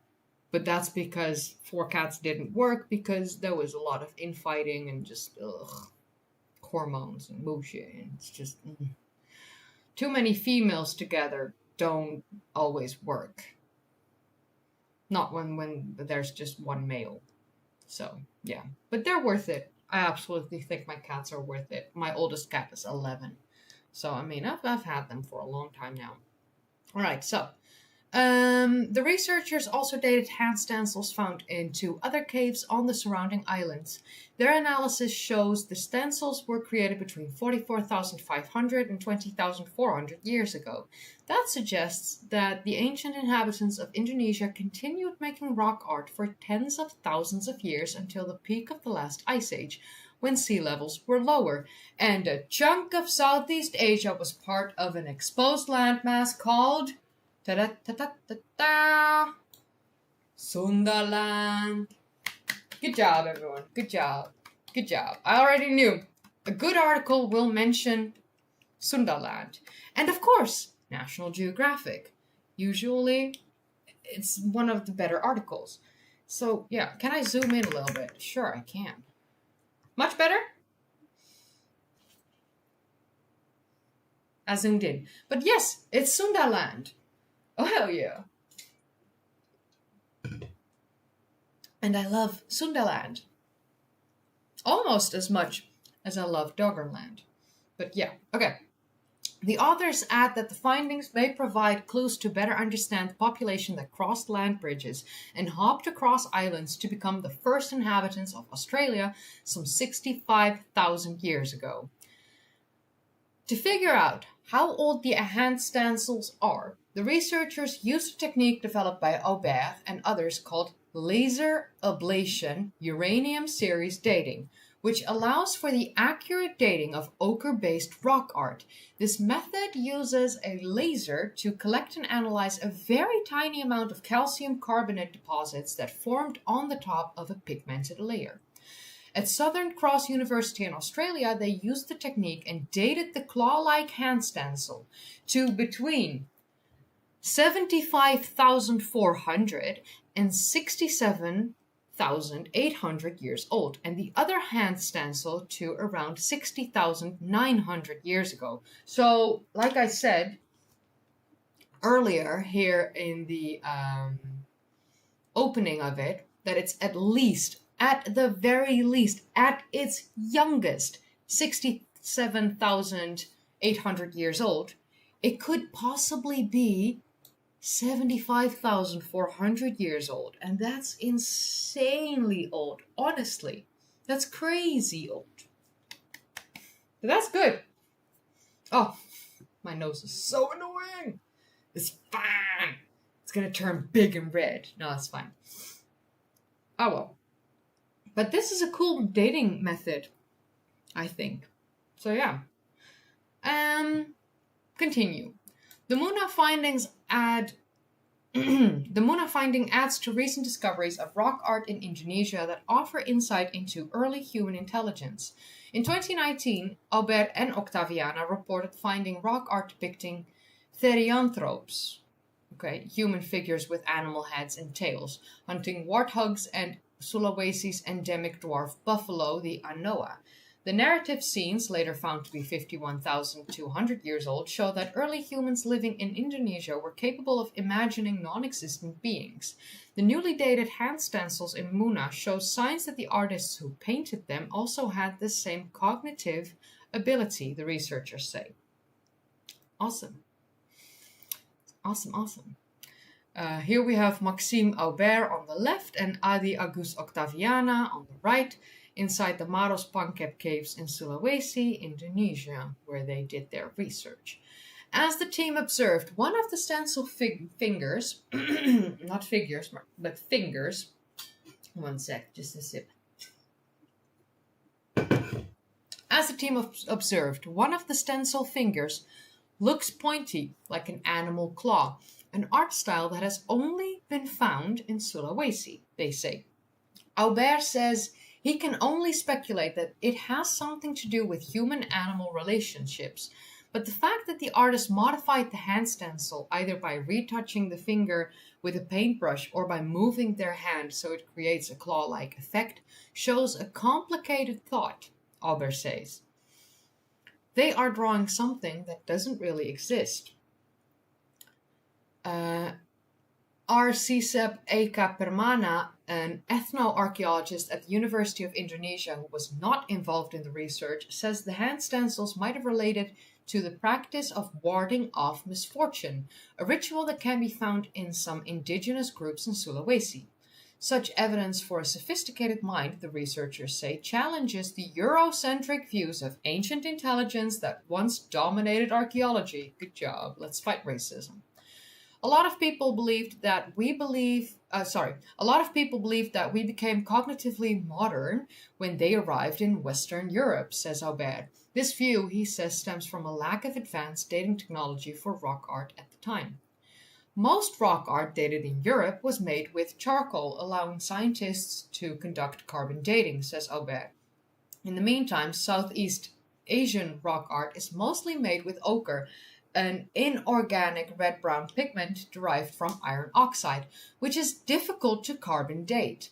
The new dating technique helps to show that intelligent humans lived in the region far before modern humans set foot in Europe, the authors say. It is also evidence, they say, that early people in this region may have also had the intelligence necessary to perform a seafaring journey to Australia.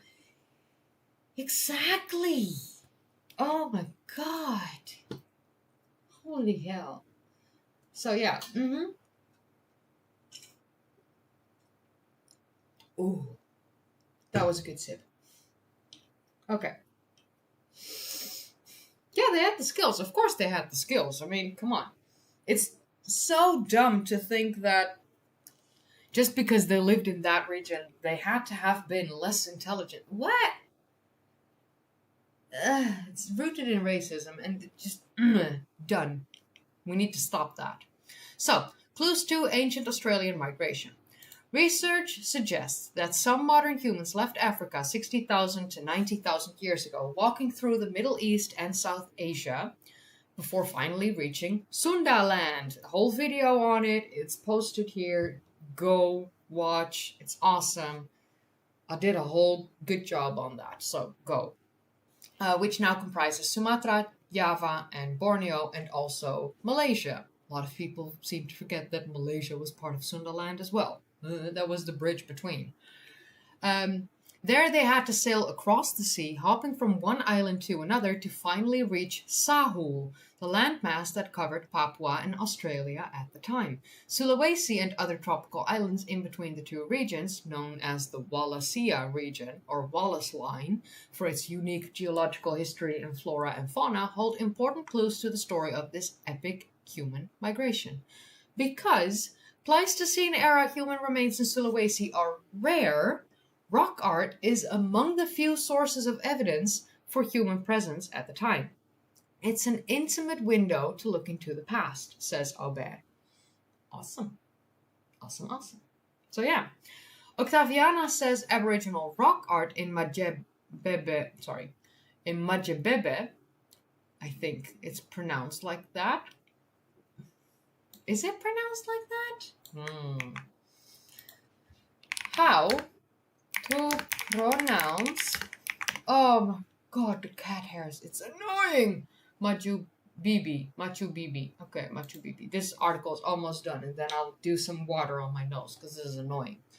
Okay, so Octaviana says Aboriginal rock art in Majibibi, Northern Australia, was most likely inherited from their ancestors in Nusantara, the same people who put their hand stencil in Muna 67,800 years ago. Excavations of human remains might take a long time, but archaeological science could fill this gap of knowledge, he says.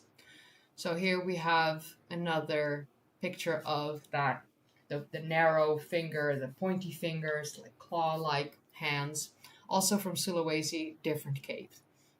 Helen Farr, a maritime archaeologist at the University of Southampton in England, not involved in the work, says the finding in Muna is interesting.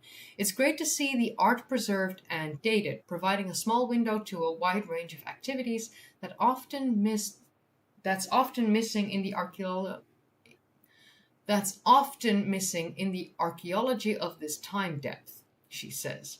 She adds that the new finding supports her genetic research on the peopling of Sahul, which showed that people had seafaring technology and were capable of open water crossing between Wallacea and Australia by 65,000 years ago. But which route did these people take to reach Australia? The finding in Muna suggests they could have taken the northern route, hopping from Indonesian islands of Sulawesi, Maluku, and Papua, but Octaviana says it's possible they could have taken the southern... Oh, way. Am I back?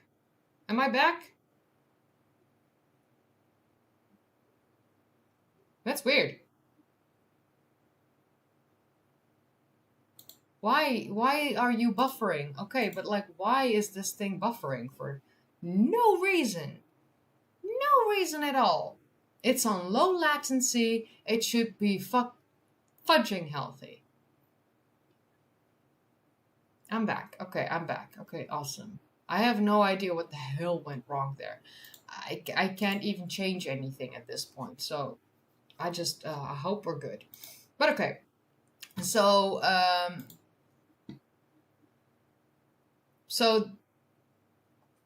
okay.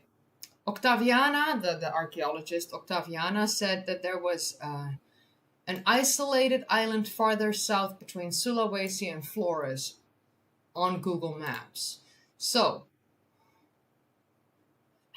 Lombok, Timor. Isn't this Flores? No, I'm not sure. Okay, wait.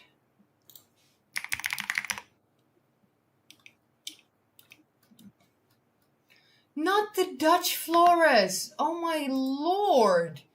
You Google Maps! Okay, so East Nusa Tenggara was indeed Flores. Okay, so a small island between Sulawesi, this one, and Flores. So that could be any of these that fit that description. Alright. We'll see. I will quickly wet my nose and try and get rid of the cat hair because it's itchy and annoying. I'll be back in like 30 seconds. Sit tight, grab yourself a drink. We're going into a quick break and then we will finish the last way too many articles, but most of them are short. It's fine. We will survive. I'll be back in a moment.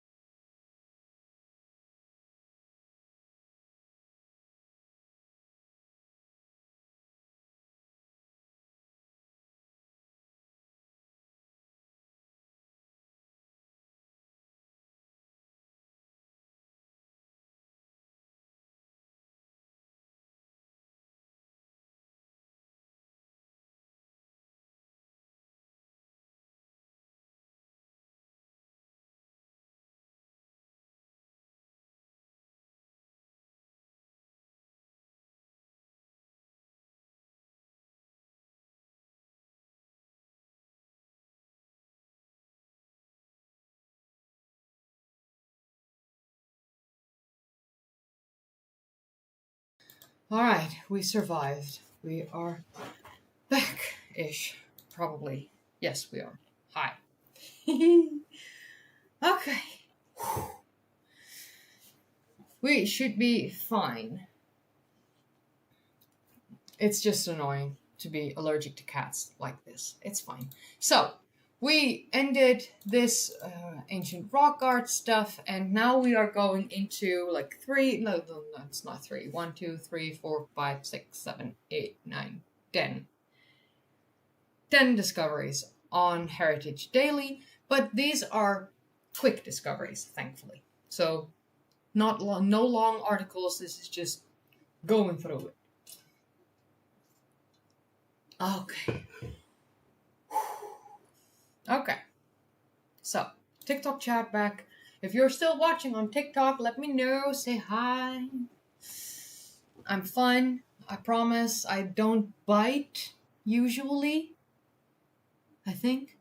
Maybe I bite. I can't make any promises that I can't keep. Okay? It's fine. It's fine. Okay. So, discovery of monumental sacred lake at Karnak. Oh, I accidentally zoomed into the TikTok chat. Oops, not what I was wanting to do. Okay, so, discovery of monumental sacred lake at Karnak in Egypt. Recent archaeological investigations at the Karnak temple complex in Luxor, Egypt, have revealed a previously unknown sacred lake. The finding was officially announced during a press conference held by a joint Egyptian-Chinese archaeological mission. I need to burp. Oh, one sec. That was nice. That's done. Good. Okay. Sorry, I'm human. I have to do human things sometimes. My apologies. Karnak, one of the largest temple complexes in ancient Egypt, served as an important center of religious, political, and economic activity for over a millennium. Why do we still have a cat hair somewhere on my glasses? That's just, oh. Gosh! It's fine. It's fine.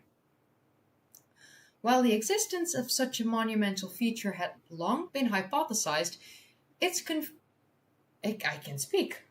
So, okay. While the existence of such a monumental feature had long been hypothesized, its confirmation provides important new evidence for understanding ritual practices and temple organization in ancient Egypt. Central to Egyptian temple theology was the concept of Nun, the primordial waters from which creation emerged. Lakes, sacred in nature, the most sacred of which were located in major temples, represented this universal ocean as well as a crucial site of ritual purification and daily cult practice. A lot of these ancient temples in Egypt are either connected to water, they have water within them, they are built on top of water, they are built on, like, right next to water. Like, water and temples in Egypt, they're a thing. Like, they go hand in hand. So yes, the concept of Nun, the primordial waters from which creation emerged, big thing back in the day. The newly uncovered lake covers an area of 50 square meters and consists of a stone basin situated in the temple precinct. According to the excavation team, the structure aligns with the known architectural and symbolic characteristics of sacred lakes, reinforcing its identification as a ritual feature rather than a utilitarian water source. Awesome. Yes, awesome. Let's see. Yeah, the Ben, all that stuff. Yeah, okay, so awesome water. It's cool. Vincent Rondot, Egyptologist and honorary director of the Department of Egyptian Antiquities at the Louvre Museum, pointed out that sacred lakes served as essential theological instruments that allowed temple complexes to function autonomously and perform the rituals. Priests also used the water for purification rites before rituals, emphasizing the lake's importance in the religious beliefs. In the religious life. Wow. Yeah, the Nile itself was also considered a god. Was that Mun? Name of Nile god. Oh, Hapi. Sorry, my apologies. That was the god of the annual flooding of the Nile. Yeah, Happy. Happy.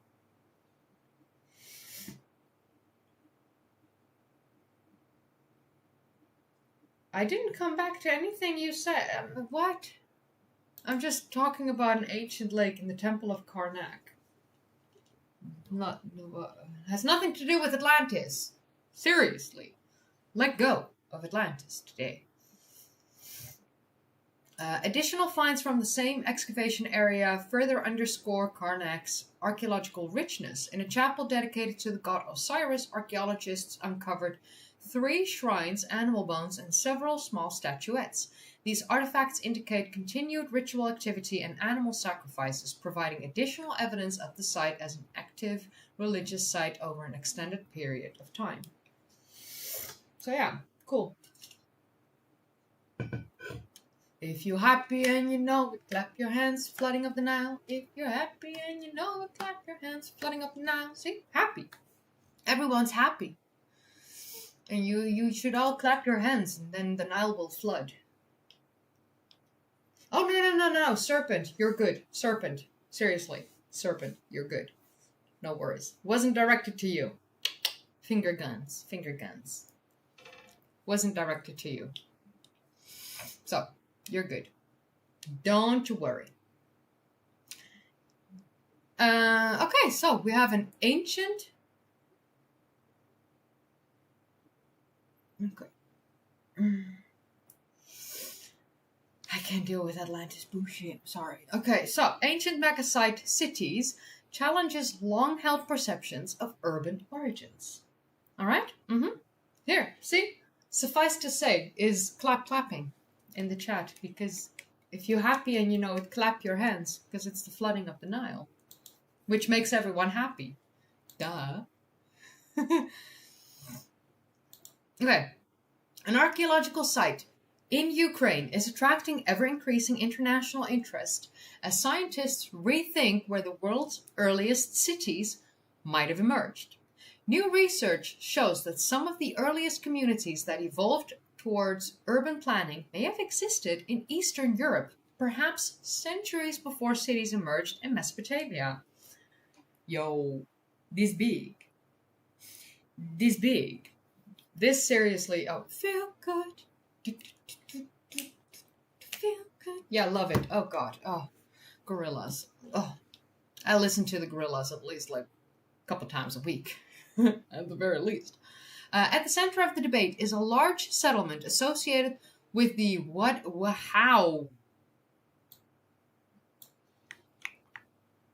how to pronounce. You guys know the drill, okay? Y'all know the drill. How, with the clickety clackety keyboard, how to pronounce this name, this thing. Kukuteni.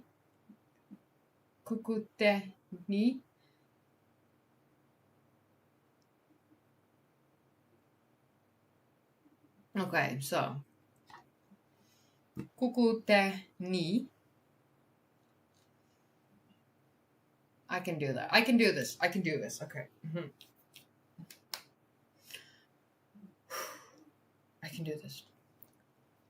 At the center of the debate is a large settlement associated with the Kukuteni Tripilian culture, which scholars call a mega site or proto-city. I am not good in any of this stuff, but it's fine. Discovered over half a century ago near Kiev, the site is now considered one of the oldest known large-scale human settlements, with a spatial layout that can be described as a deliberate urban plan. Mesopotamia has been regarded for decades as the cradle of civilization.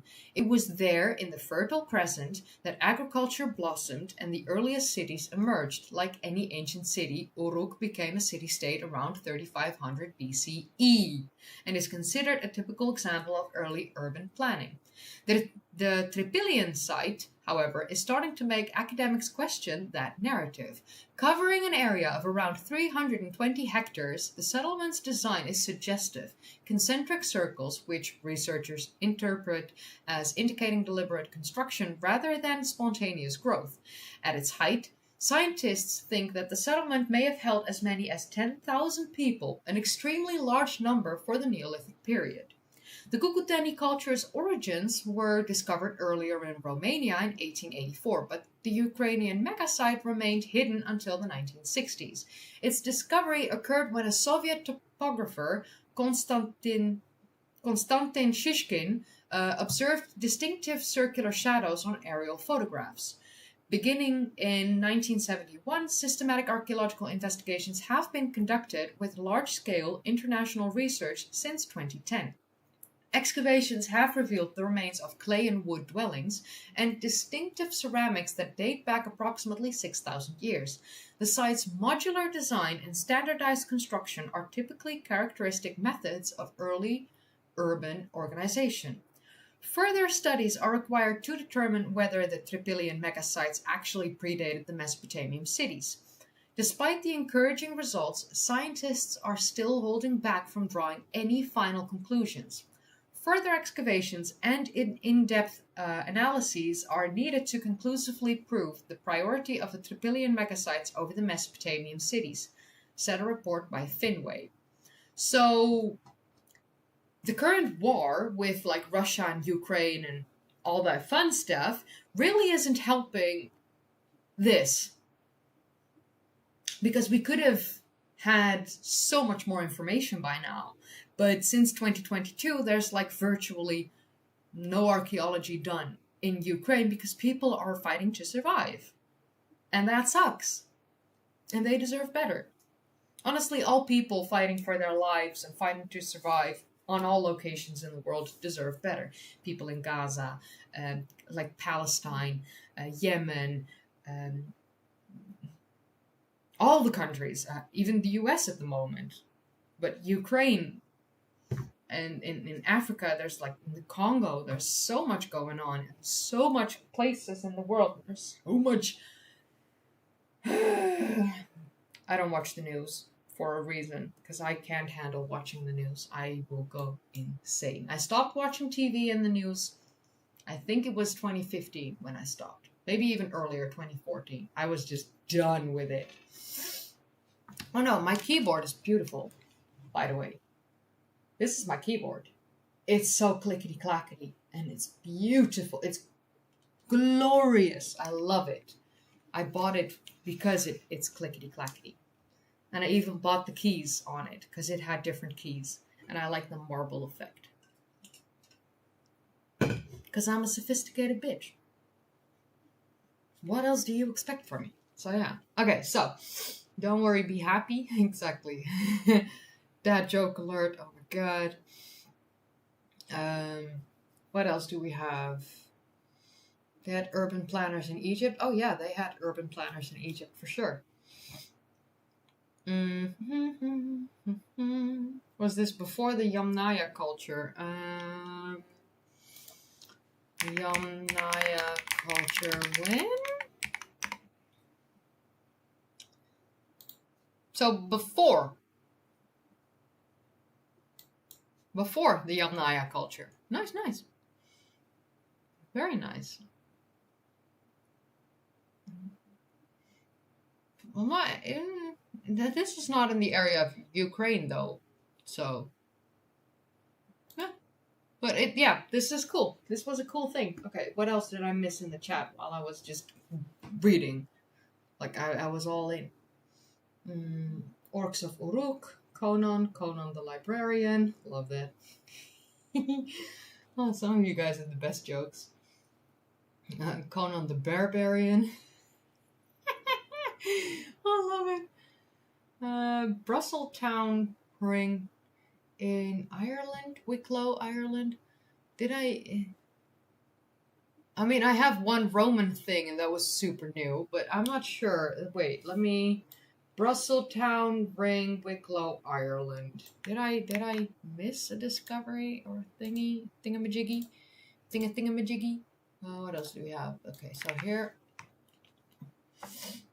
Oh, this was literally on the very first day of this year. And it's Viking. Oh, that's probably why. Okay. But I see roughly 2,000 years. Good enough, good enough. Well... Okay, so Steve F79, I will put it around here, smack dab in the middle, between the other articles that we were going to do. So, thank you for that one. I completely missed it. So, my apologies. Okay, first a chat, and after that we go and just go through. Yeah, no, I don't watch it. I stopped watching the news. Can't deal with it. Okay. Okay, so that's the chat stuff. Okay. Okay, so Zapotec tomb hailed as most important discovery in Mexico in the last decade. So I thought this was going to be a fun one. Archaeologists from the National Institute of Anthropology and History, the INAH, have announced the discovery of a well-preserved Zapotec tomb in the central valleys of Oaxaca, Mexico. No, Oaxaca. How do you pronounce? How to pronounce? Oaxaca. Oaxaca. Okay, Oaxaca. Not at all what I thought it was going to be pronounced like. So, wow. Oaxaca. Right? Was it? Oaxaca. Oaxaca. Oaxaca. Oaxaca. Oaxaca. Oaxaca. Okay. Oaxaca. Oaxaca. I can do this.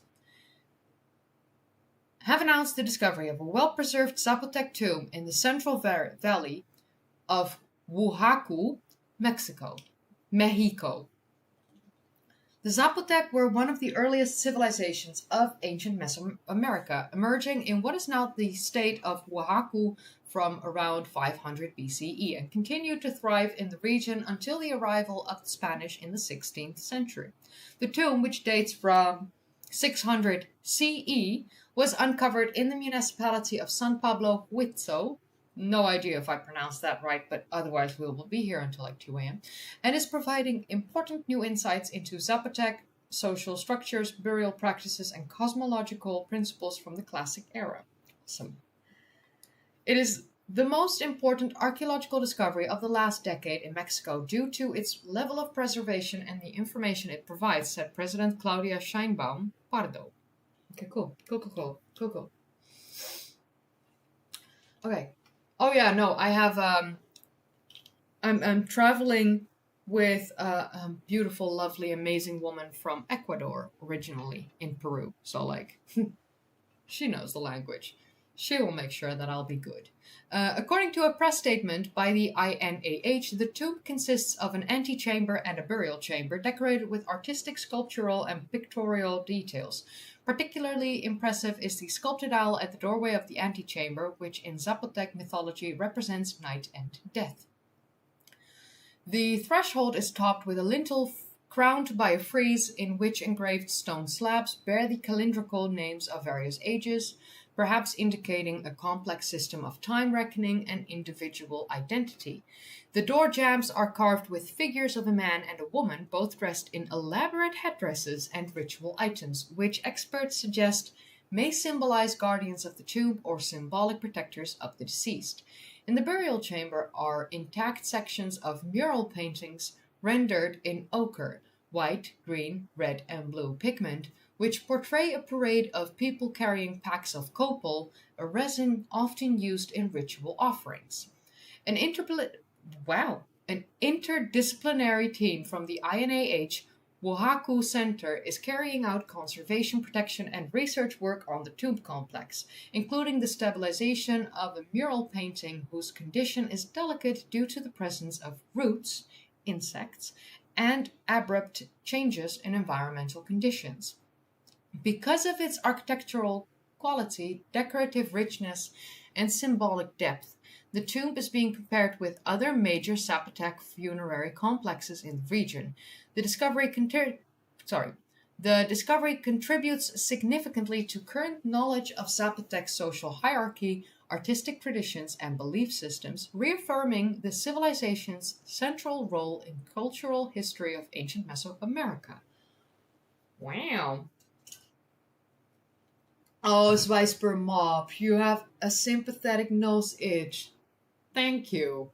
I'm so glad I'm not the only one. Oh my lord, it's annoying. Don't have cats if you're allergic. I highly recommend don't do it. So CE is the same thing, but it's so instead of like BC and AD, we use BCE and CE, and it's just common era. So either it's before common era, so BCE, or it's common era, CE. And CE just replaced the old AD, ad domini bullshit, religious stuff we didn't need in science. So, and I prefer using BCE and CE. So yeah. Wohaku. So yeah, okay, what else did we miss? Okay. Cerveza, no, yeah, I'll be fine. The more you scratch it, oh, I know, it's fine. Ugh. I don't want a hairless cat. You're like actually allergic to the skin flakes and not the actual hairs when you're allergic to cats. So yeah, it's fine. So next, deciphering Roman writing tablets from Tongeren. The only reason I grabbed this really recent discovery, as in, usually I don't cover the Romans. The reason for that is I think that the Romans are too young. Sorry, can't help it. But this was discovered, and the tablet itself was discovered in Belgium, and I like Belgium in a way. So yeah. Oh yeah, I have 2 cats at home. I'm stupid. I see all these cat hairs just flying around me. It's fine. It's fine. It's gonna be fine. It'll never change. I will never put away my cats. They're mine. Recent advances in the study of Roman inscriptions have highlighted the enduring value of meticulous epigraphic scholarship.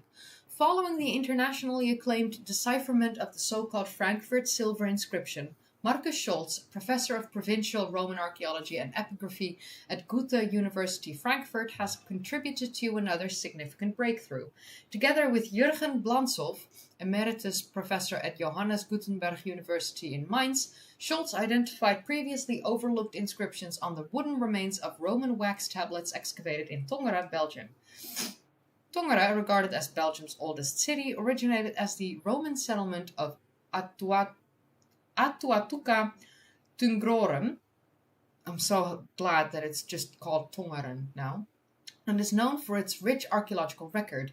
Several small wood fragments discovered in the 1930s were initially presumed to be from boards or containers. Only later were those noted as the wooden frames of Roman wax tablets, writing implements made from a thin layer of wax inscribed with stylus. Though the wax itself was long gone, impressions left by the stylus would occasionally penetrate the wood. These subtle traces were assumed illegible and largely forgotten until their rediscovery in 2020 by Else Hartog of the Gallo-Roman Museum in Tongeren. The decipherment process proved exceptionally challenging, as Scholz notes. The dried wood grain, surface damage, and multiple phases of reuse created complex palimpsests that were more difficult to interpret than metal inscriptions. Even with advanced techniques such as reflectance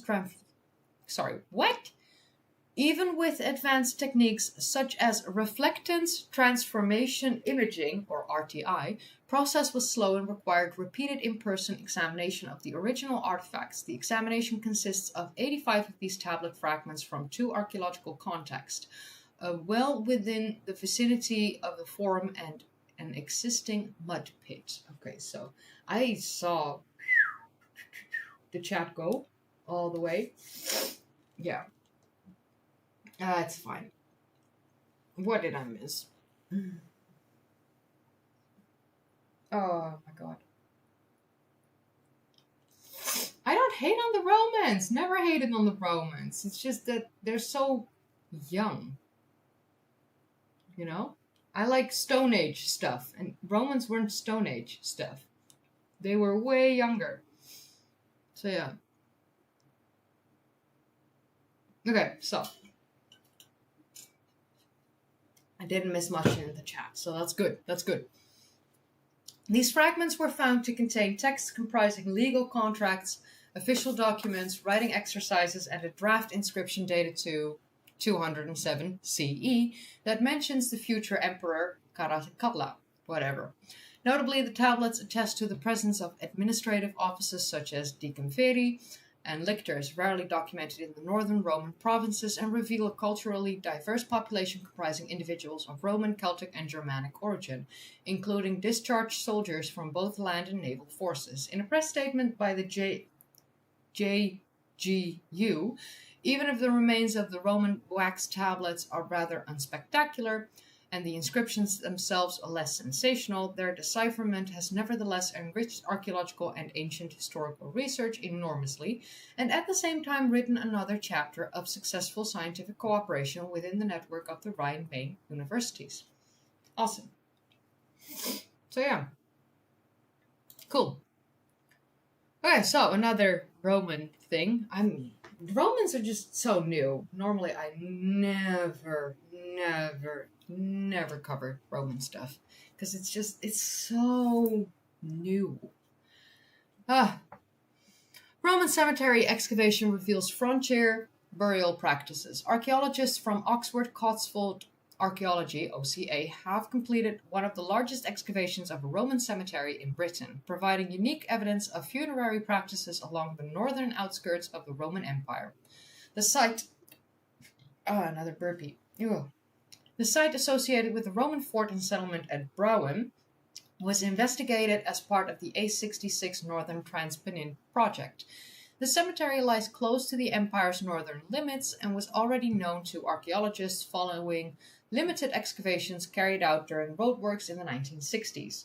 The latest study unearthed hundreds of graves, which included inhumation burials and cremation burials. The latter being prevalent with ash pits and pyre sites, cremated remains placed directly into the ground, and in deposits with ceramic urns, wooden boxes, or stone-lined kists.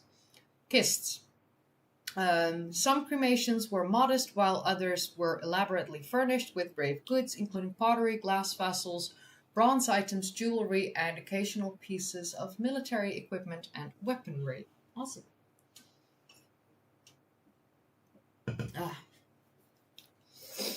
Yeah, exactly. Prehistory. Prehistory is awesome. The Romans are just not prehistory.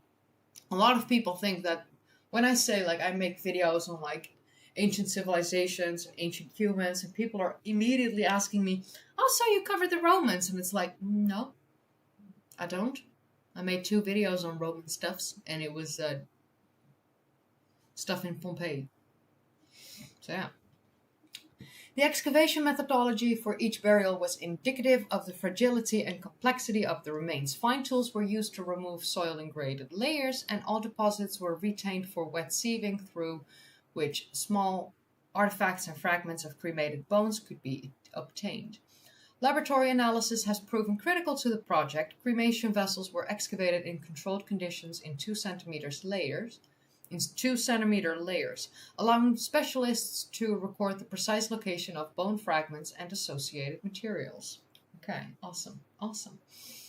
Osteoarchaeological analysis has enabled researchers to identify age, sex, and evidence of disease in some individuals, while the presence of burnt metal and glass indicates objects placed on the funerary pyre alongside the deceased. Other vessels contained no bone and are interpreted as symbolic offerings, possibly ones holding food or perishable goods.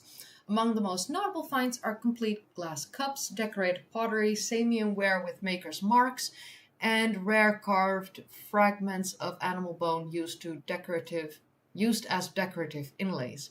A black burnished jar produced in Dorset highlights long-distance supply networks and possible military procurement systems operating in northern Britain. So yeah, awesome. Cool. Oh, so annoying. Alright. New study finds indirect evidence for the existence of Moctezuma's zoo. Just thought this was going to be fun. A recent archaeological study has renewed interest in the role of animals within the ceremonial and urban landscape of ancient Tenochtitlan. Tenochtitlan was the capital of the Mexica, the Aztec civilization, situated on a raised islet in the western side of the shallow lake Texcoco, which is now the historic part of present-day Mexico City. The study, published by archaeologist Israel Elizalde Mendez as part of the Templo Mayor project, analyzes zoological remains recovered from ritual offerings associated with the Hueteocalli. Wait, what? The what now? How to pronounce? Moctezuma. Exactly. Hueteocalli. Okay. Alright. I can do that.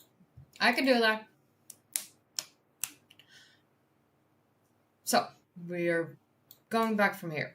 Analyzes zoological remains recovered from ritual offerings associated with the Hueteocalli, the primary temple complex dedicated to the gods of war. How? What? Tlaloc, I know. Tlaloc, I can pronounce. Huitzilopochtli. Okay.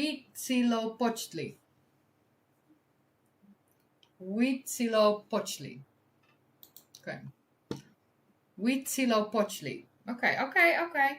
I can do this. So, analyzes zoological remains recovered from ritual offerings associated with the Hueteocalli, the primary temple complex dedicated to the gods of war, Huitzilopochtli. No, I did. Huitzilopochtli. Huitzilopochtli. And Rain Tlaloc. Mendes examined 28 animal specimens from 6 species of golden eagle, harpy eagle, quail, jaguar, wolf, and a roseate spoonbill, all recovered from 8 ceremonial offerings. Detailed paleopathological analysis of disease, trauma, and stress-related skeletal markers was used to assess whether the animals had been kept in captivity before their ritual deposition. Okay. Oh, these languages are difficult. Okay, so Based on the joint degeneration, healed fractures, infections, and other pathological conditions, Mendes concluded that many of the animals would not have survived in the wild, strongly indicating sustained human care consistent with confinement and feeding by humans. The study also addresses the long-debated existence of a vivarium in Tenochtitlan, often referred in historical sources as Totkali, a zoo constructed during the reign of Moctezuma II, described as housing multiple sorts of animals, mainly avian species, but also several predatory animals.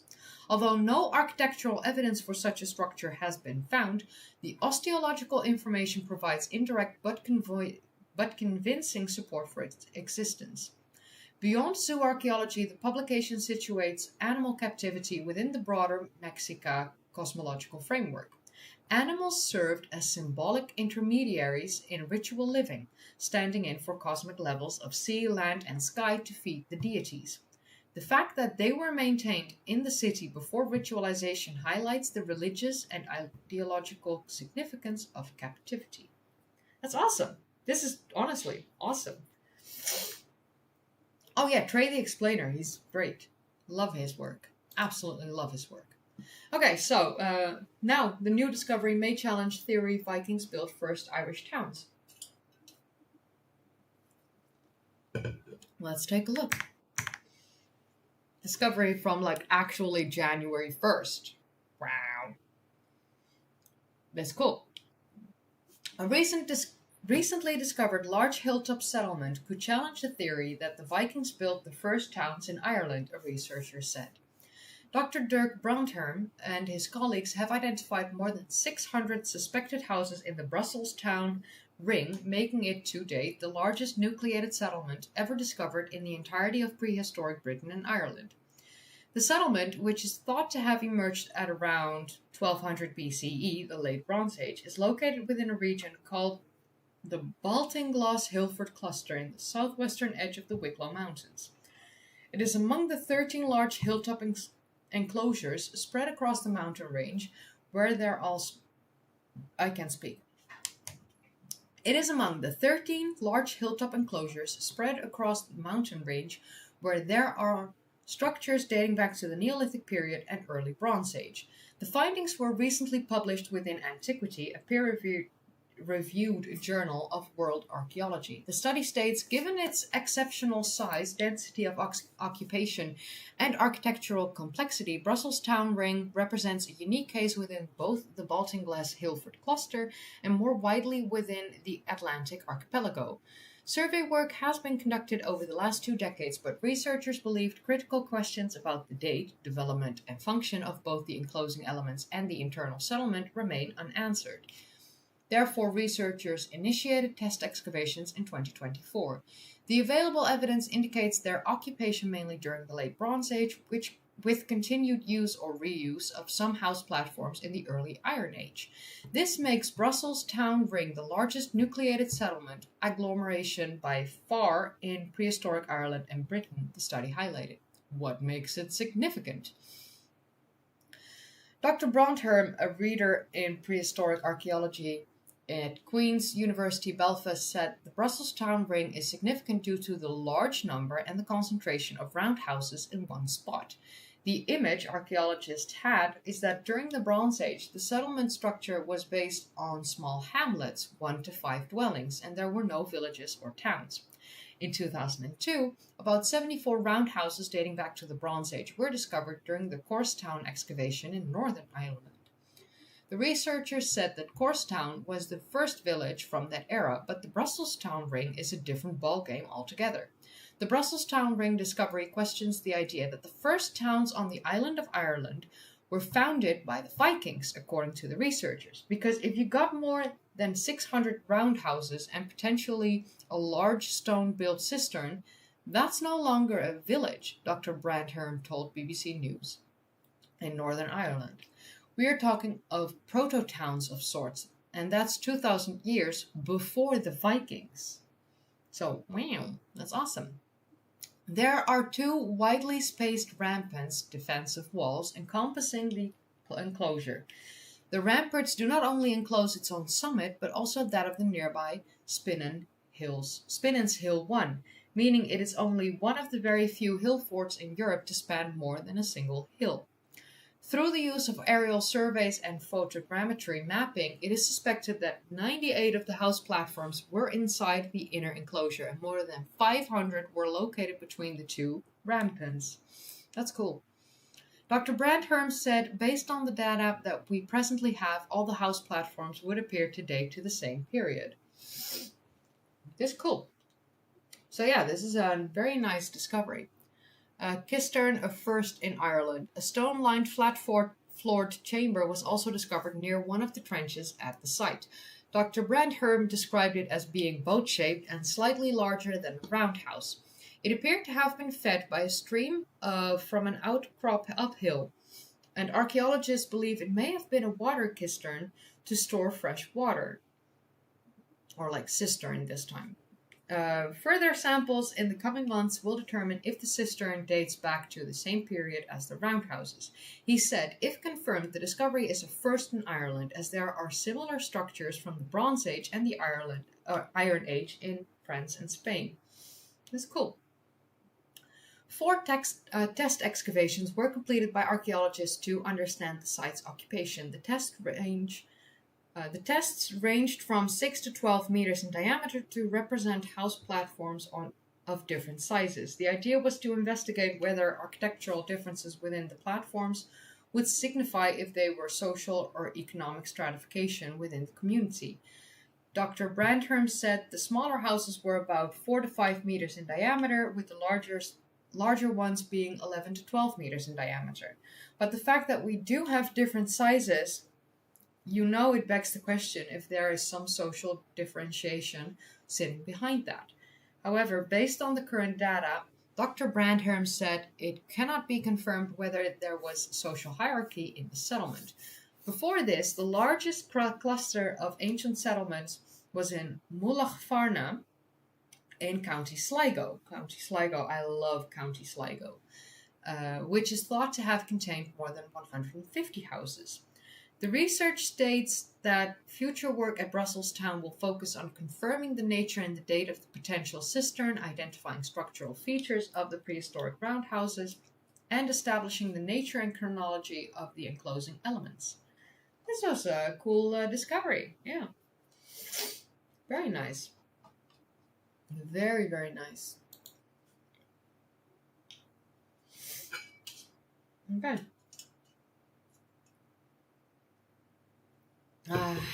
Okay. Kayseri in Turkey.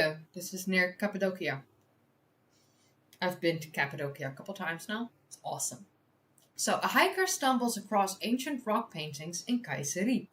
A series of rock paintings have been discovered in the region of Kayseri, located in central Anatolia, Turkey, Cappadocia. The discovery was made after a hiker noticed human-shaped figures painted on exposed rock surfaces and alerted local authorities. Here you can see on this picture these human shapes. Really cool. So yeah. Upon an initial assessment by experts from the Shekul Foundation, I think it's Shekul. Okay, it's probably Shekul. Yeah, it's probably Shekul. Okay. My Turkish ain't that great, honestly. Shekul Foundation. Archaeologists suggest that the paintings could represent the earliest example of Neolithic activity identified in the Kayseri region. According to Professor Dr. Osman Özsoy, the paintings have similarities with rock art found across Anatolia, including sites in Hakkari, Van, Mersin, Antalya, and Çatalhöyük. My apologies. However, the examples in Kayseri have no comparable examples of prehistoric rock art nearby. Özsoy explained the similarity of the compositions, which point to female, male, and family figures, indicating that the paintings were produced within a symbolic and ritual context. Experts plan to date the paintings through a study of the pigment composition, surface erosion, and figure arrangement, alongside international typological comparisons. While estimates place the paintings around 6000 BCE, further chemical analysis will determine whether natural pigments derived from hematite, clay, and stone were used. Beyond its academic implications, the discovery is also being hailed as a model for cultural heritage protection. Ussoy emphasized the crucial role played by public awareness and responsible reporting. He added that the paintings may prompt a reassessment of Kayseri's early human history, potentially extending it back to the Neolithic Age. An additional point of intrigue is whether Mount Erciyes, a dominant feature of the local landscape, is referenced symbolically in the imagery, an idea that could further enrich understanding of the region's prehistoric identity. So here. Really cool, really cool. I love Cappadocia and the landscape of it. Alright, so El Huarco. I think it's called El Huarco, but this is a Peruvian discovery. Thought that was going to be fun. I think it's just El Huarco. Okay, El Huarco. Submerged remains found at El Huarco Archaeological Complex. The Ministry of Culture has initiated a new research campaign in the marine. The Ministry of Culture has initiated a new research campaign in the marine area surrounding the El Huarco Archaeological Complex, a significant coastal heritage site located in the district of Cerro Azul, Chanet Province, south of Lima. I think this was a ch, but I'm not sure, so I'm gonna check. Oh, se. Okay, it's an S. Okay, Cerro. Cerro Azul. El Huarco. Huarco. I said it good. I checked how to pronounce. The El Huarco Archaeological Complex is a significant pre-Inca and Inca site that served as the administrative center of the powerful kingdom of Huarco, or Guarco, which controlled the lower Cañete Valley during the late Intermediate period, so CE 1000 to 1470. It's fine. According to officials, the project is intended not only to preserve the architectural remains visible on land, but also document and protect any submerged archaeological evidence that constitutes an essential component of the site's historical context. Between December 15 and 17, a team of specialists conducted systematic fieldwork in the waters adjacent to the archaeological complex. The survey identified a range of underwater features, including Inca period stone walls, artifacts associated with early navigation, and material evidence suggesting the presence of a vessel of as yet undetermined chronology. Okay. All findings were georeferenced and recorded, producing the most comprehensive dataset to date on the site's submerged heritage. The information obtained will serve as the basis for the preparation of a dossier to support the formal declaration of the area as of cultural heritage of the nation. Such recognition would establish a legal framework for the protection of the marine sector of El Huarco and contribute to the long-term conservation of its archaeological remains. Local knowledge has played a key role in this process. For decades, residents have reported the recovery of cultural objects from the sea, many of which were transferred to municipal custody and are now part of the collection of the Municipal Museum of Cerro Azul. While traditional activities such as artisanal fishing, recreational diving, and coastal navigation are regarded as compatible with heritage management, authorities have expressed concern over the extraction of stones from the intertidal zone for construction, a practice that threatens both archaeological deposits and marine ecosystems. The current study builds upon earlier initiatives, including the first underwater survey conducted in 2014 and the renewed efforts launched in 2024 under the Ministry of Cultural's Fortaleza program. Through these actions, the Ministry The Ministry of Culture reiterates that the safeguarding of Peru's cultural heritage is a shared responsibility dependent on sustained collaboration between public institutions and the coastal communities directly connected to these historic landscapes. So yeah. So how's that Korean milk soda? A fizzy milk. A fizzy milk. Fizzy milk doesn't sound good. Nope. Inscriptions reveal the lives behind the ancient temples of the Middle East. Stone temples rising from the deserts of the ancient Near East were meant to embody the power of the gods. Now, a new study shows that the people who built them were bound by strict religious laws, harsh penalties, and a tightly organized professional hierarchy. Research led by Dr. Alexandra Kubiak-Schneider of the University of what? How to pronounce? Because I don't want to mess that up. Wrocław.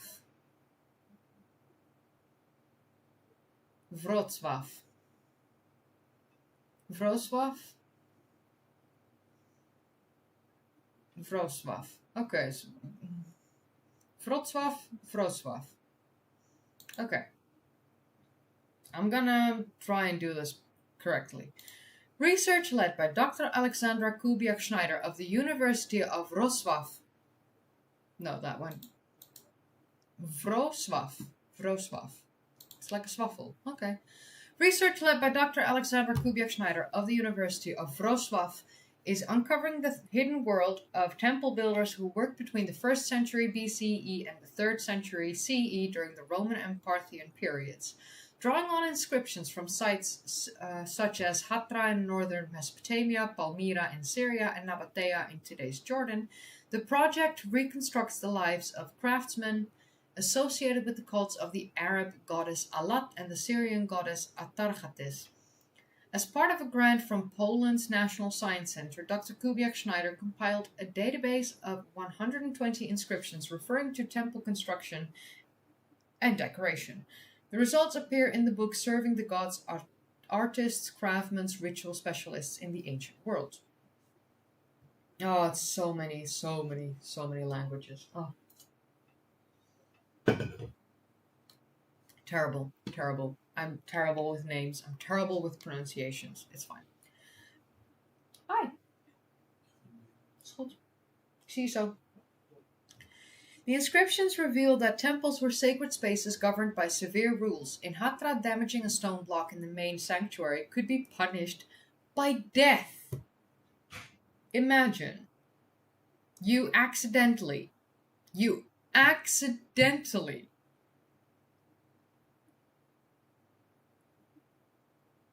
damage a stone block in the main sanctuary and you could just be punished by death. What? Why even is this shit? Why is my camera so weird up high? That's not... Yo. Hi. Okay. Much better. Much better. Okay. Much better. Okay, so we will continue. Okay.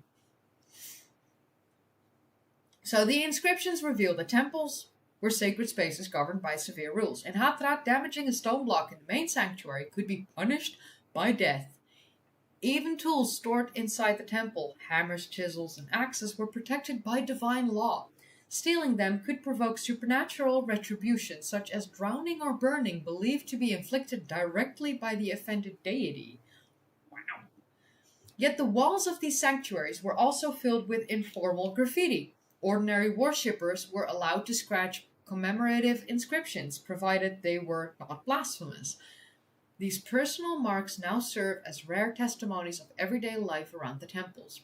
Construction itself was a prestigious and demanding profession. Temples were designed to last forever and to dominate the urban landscape, which meant that every detail from the bas reliefs to the arrangement of columns had to follow strict conventions. At the top of the hierarchy stood the master builder, responsible for the temple's overall visual program and technical execution. What the fudge? Despite their expertise, master builders had limited artistic freedom. In Wadi Rum, royal authority controlled the work. In Hatra, commissions were issued by high-ranking temple officials and rulers. In Palmyra, priests and elite priestly families dictated both religious practice and design. The craftsmen worked in multi-generational family workshops and organized guilds. In Hatra, one inscription names of a guild of 10 workers. Sons learned the trades from their fathers, often starting as sculptors before advancing to the more respected and better paid role of master builder. Together, these inscriptions transform anonymous ruins into a human story of devotion, discipline, and skilled labor, revealing the builders who shaped the sacred architecture of the ancient Middle East. Awesome. Really awesome. So yeah. And now we have finally arrived at the last discovery of the evening. Yay! We are almost there. I'm getting tired, guys. But, okay. The last one, and then we are done. Sippy sip sip. And let's dive right on it. The world's oldest poison arrows are discovered. That we know of, up until this point in time. Woohoo! So even in the Deep Stone Age, humans possessed biochemical knowledge that appears extraordinary by modern standards. Humans back in the day were honestly equally as intelligent as us, and the more we find evidence of their intelligence, the more I feel vindicated, because I've been telling this for such a long time. I've been saying that humans, like the ancient hunter-gatherers, they weren't dumb. They were sophisticated, they were intelligent, they were smart. They survived all that time. So, a new study reveals that hunters in southern Africa were already poisoning their arrowheads around 60,000 years ago, tens of millennia earlier than previously believed. Well, of course. By analyzing microscopic residues on ancient artifacts, a Swedish research team identified the alkaloids bufendrine and epibufenism. It's whatever.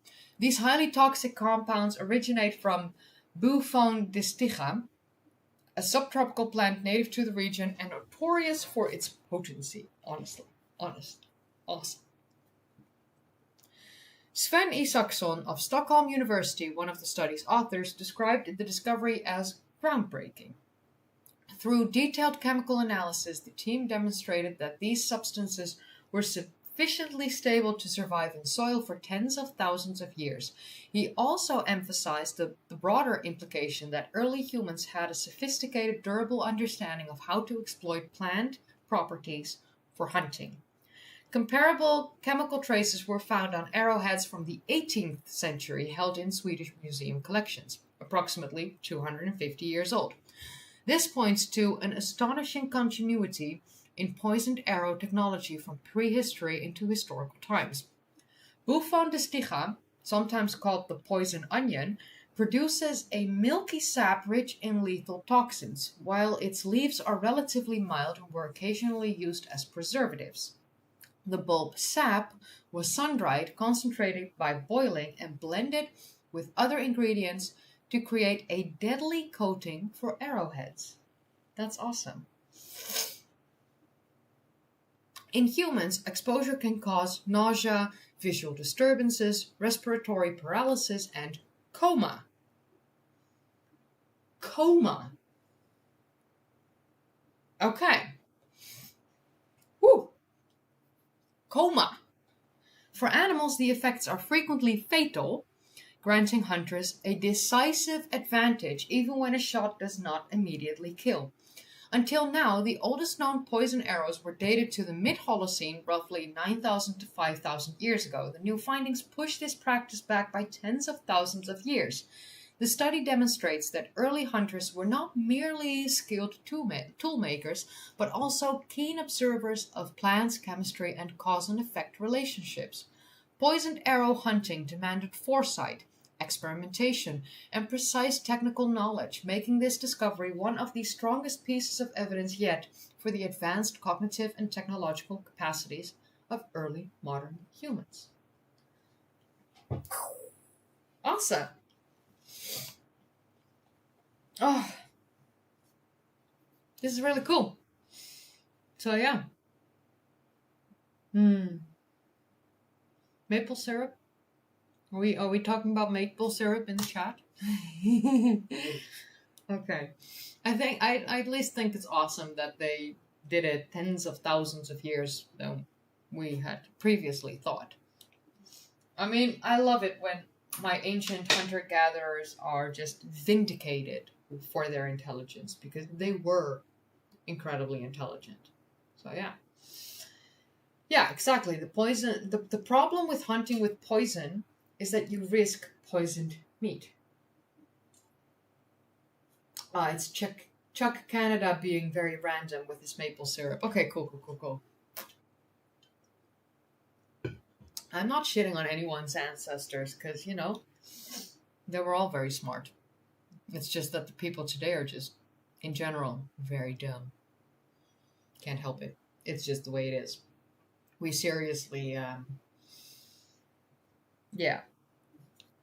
And the worst is that, like, it seems like the people with a lower IQ are procreating way faster than people with a higher IQ, because, you know, this planet is not necessarily able to sustain more than 9 billion people. So yeah, a lot of people aren't having kids. And then people with a lower intelligence, you know, 21 and counting, all that stuff in the US, honestly. Wow.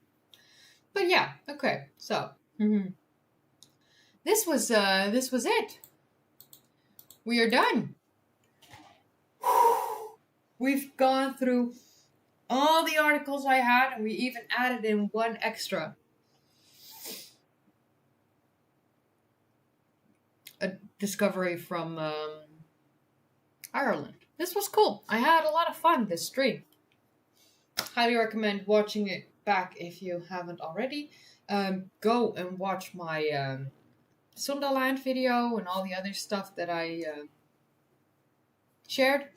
You can get yourself some of my merch. We've got the awesome sweater with my logo here, T-pillars on the sleeves, and the Touch-to-Pillar map on the back, the T-pillar tee, Touch-to-Pillar map t-shirt, Doggerland t small on the front, and the Forever Awesome Homeowner Lady t-shirt or hoodie. Go! Get them. Oh, of course, I'm getting sabotaged with bufferings while I do and try and promote my merch. Awesome. So yeah, my merch is not to be promoted today. It's fine. Alright, so this was it. Oh, I'm tired. I'm so tired. I'm so sleepy. Okay, tomorrow I'll work on the Austerlitz pyramid in the Netherlands video. That will go up probably on Saturday. And my bed is just screaming for me by now. I need to sleep. Or at least, you know, lay in bed for the next 2 hours before I fall asleep. But, you know, that's part of Klee being Klee. Thank you all for joining. Thank you all for having fun with me. I had fun with all you guys, even though my nose got very itchy and it's very annoying. But it's fine. It's fine. It's fine. It's fine. It's fine. I'm just allergic to cats, and I didn't see any histamines when I went to the bathroom to, like, get rid of the hairs on my nose, and it's fine. So, yeah. I had fun. Thank you for joining, and I will see you in the next video during the premiere, probably on Saturday, like I said. And next week, I have to go to the dentist again. Awesome. And I'm getting a small tattoo, probably around here. And, yeah, so I will show you the tattoo once it's there. So keep an eye on my socials, because I'll probably post it on, like, Instagram and that fun stuff. So, okay. Thanks for joining. I had fun. I'll see you during the premiere later this week. Go sleep if it's late. Go enjoy your day if it's early. And be kind to everyone. That's it. Yeah. It's a small tattoo. It's for me, and it shall say, "You do not yield." Because I will not yield. Because I have an autoimmune disorder. Okay, guys. I will see you. Okay, bye. Okay, bye. Okay, bye. Okay, bye.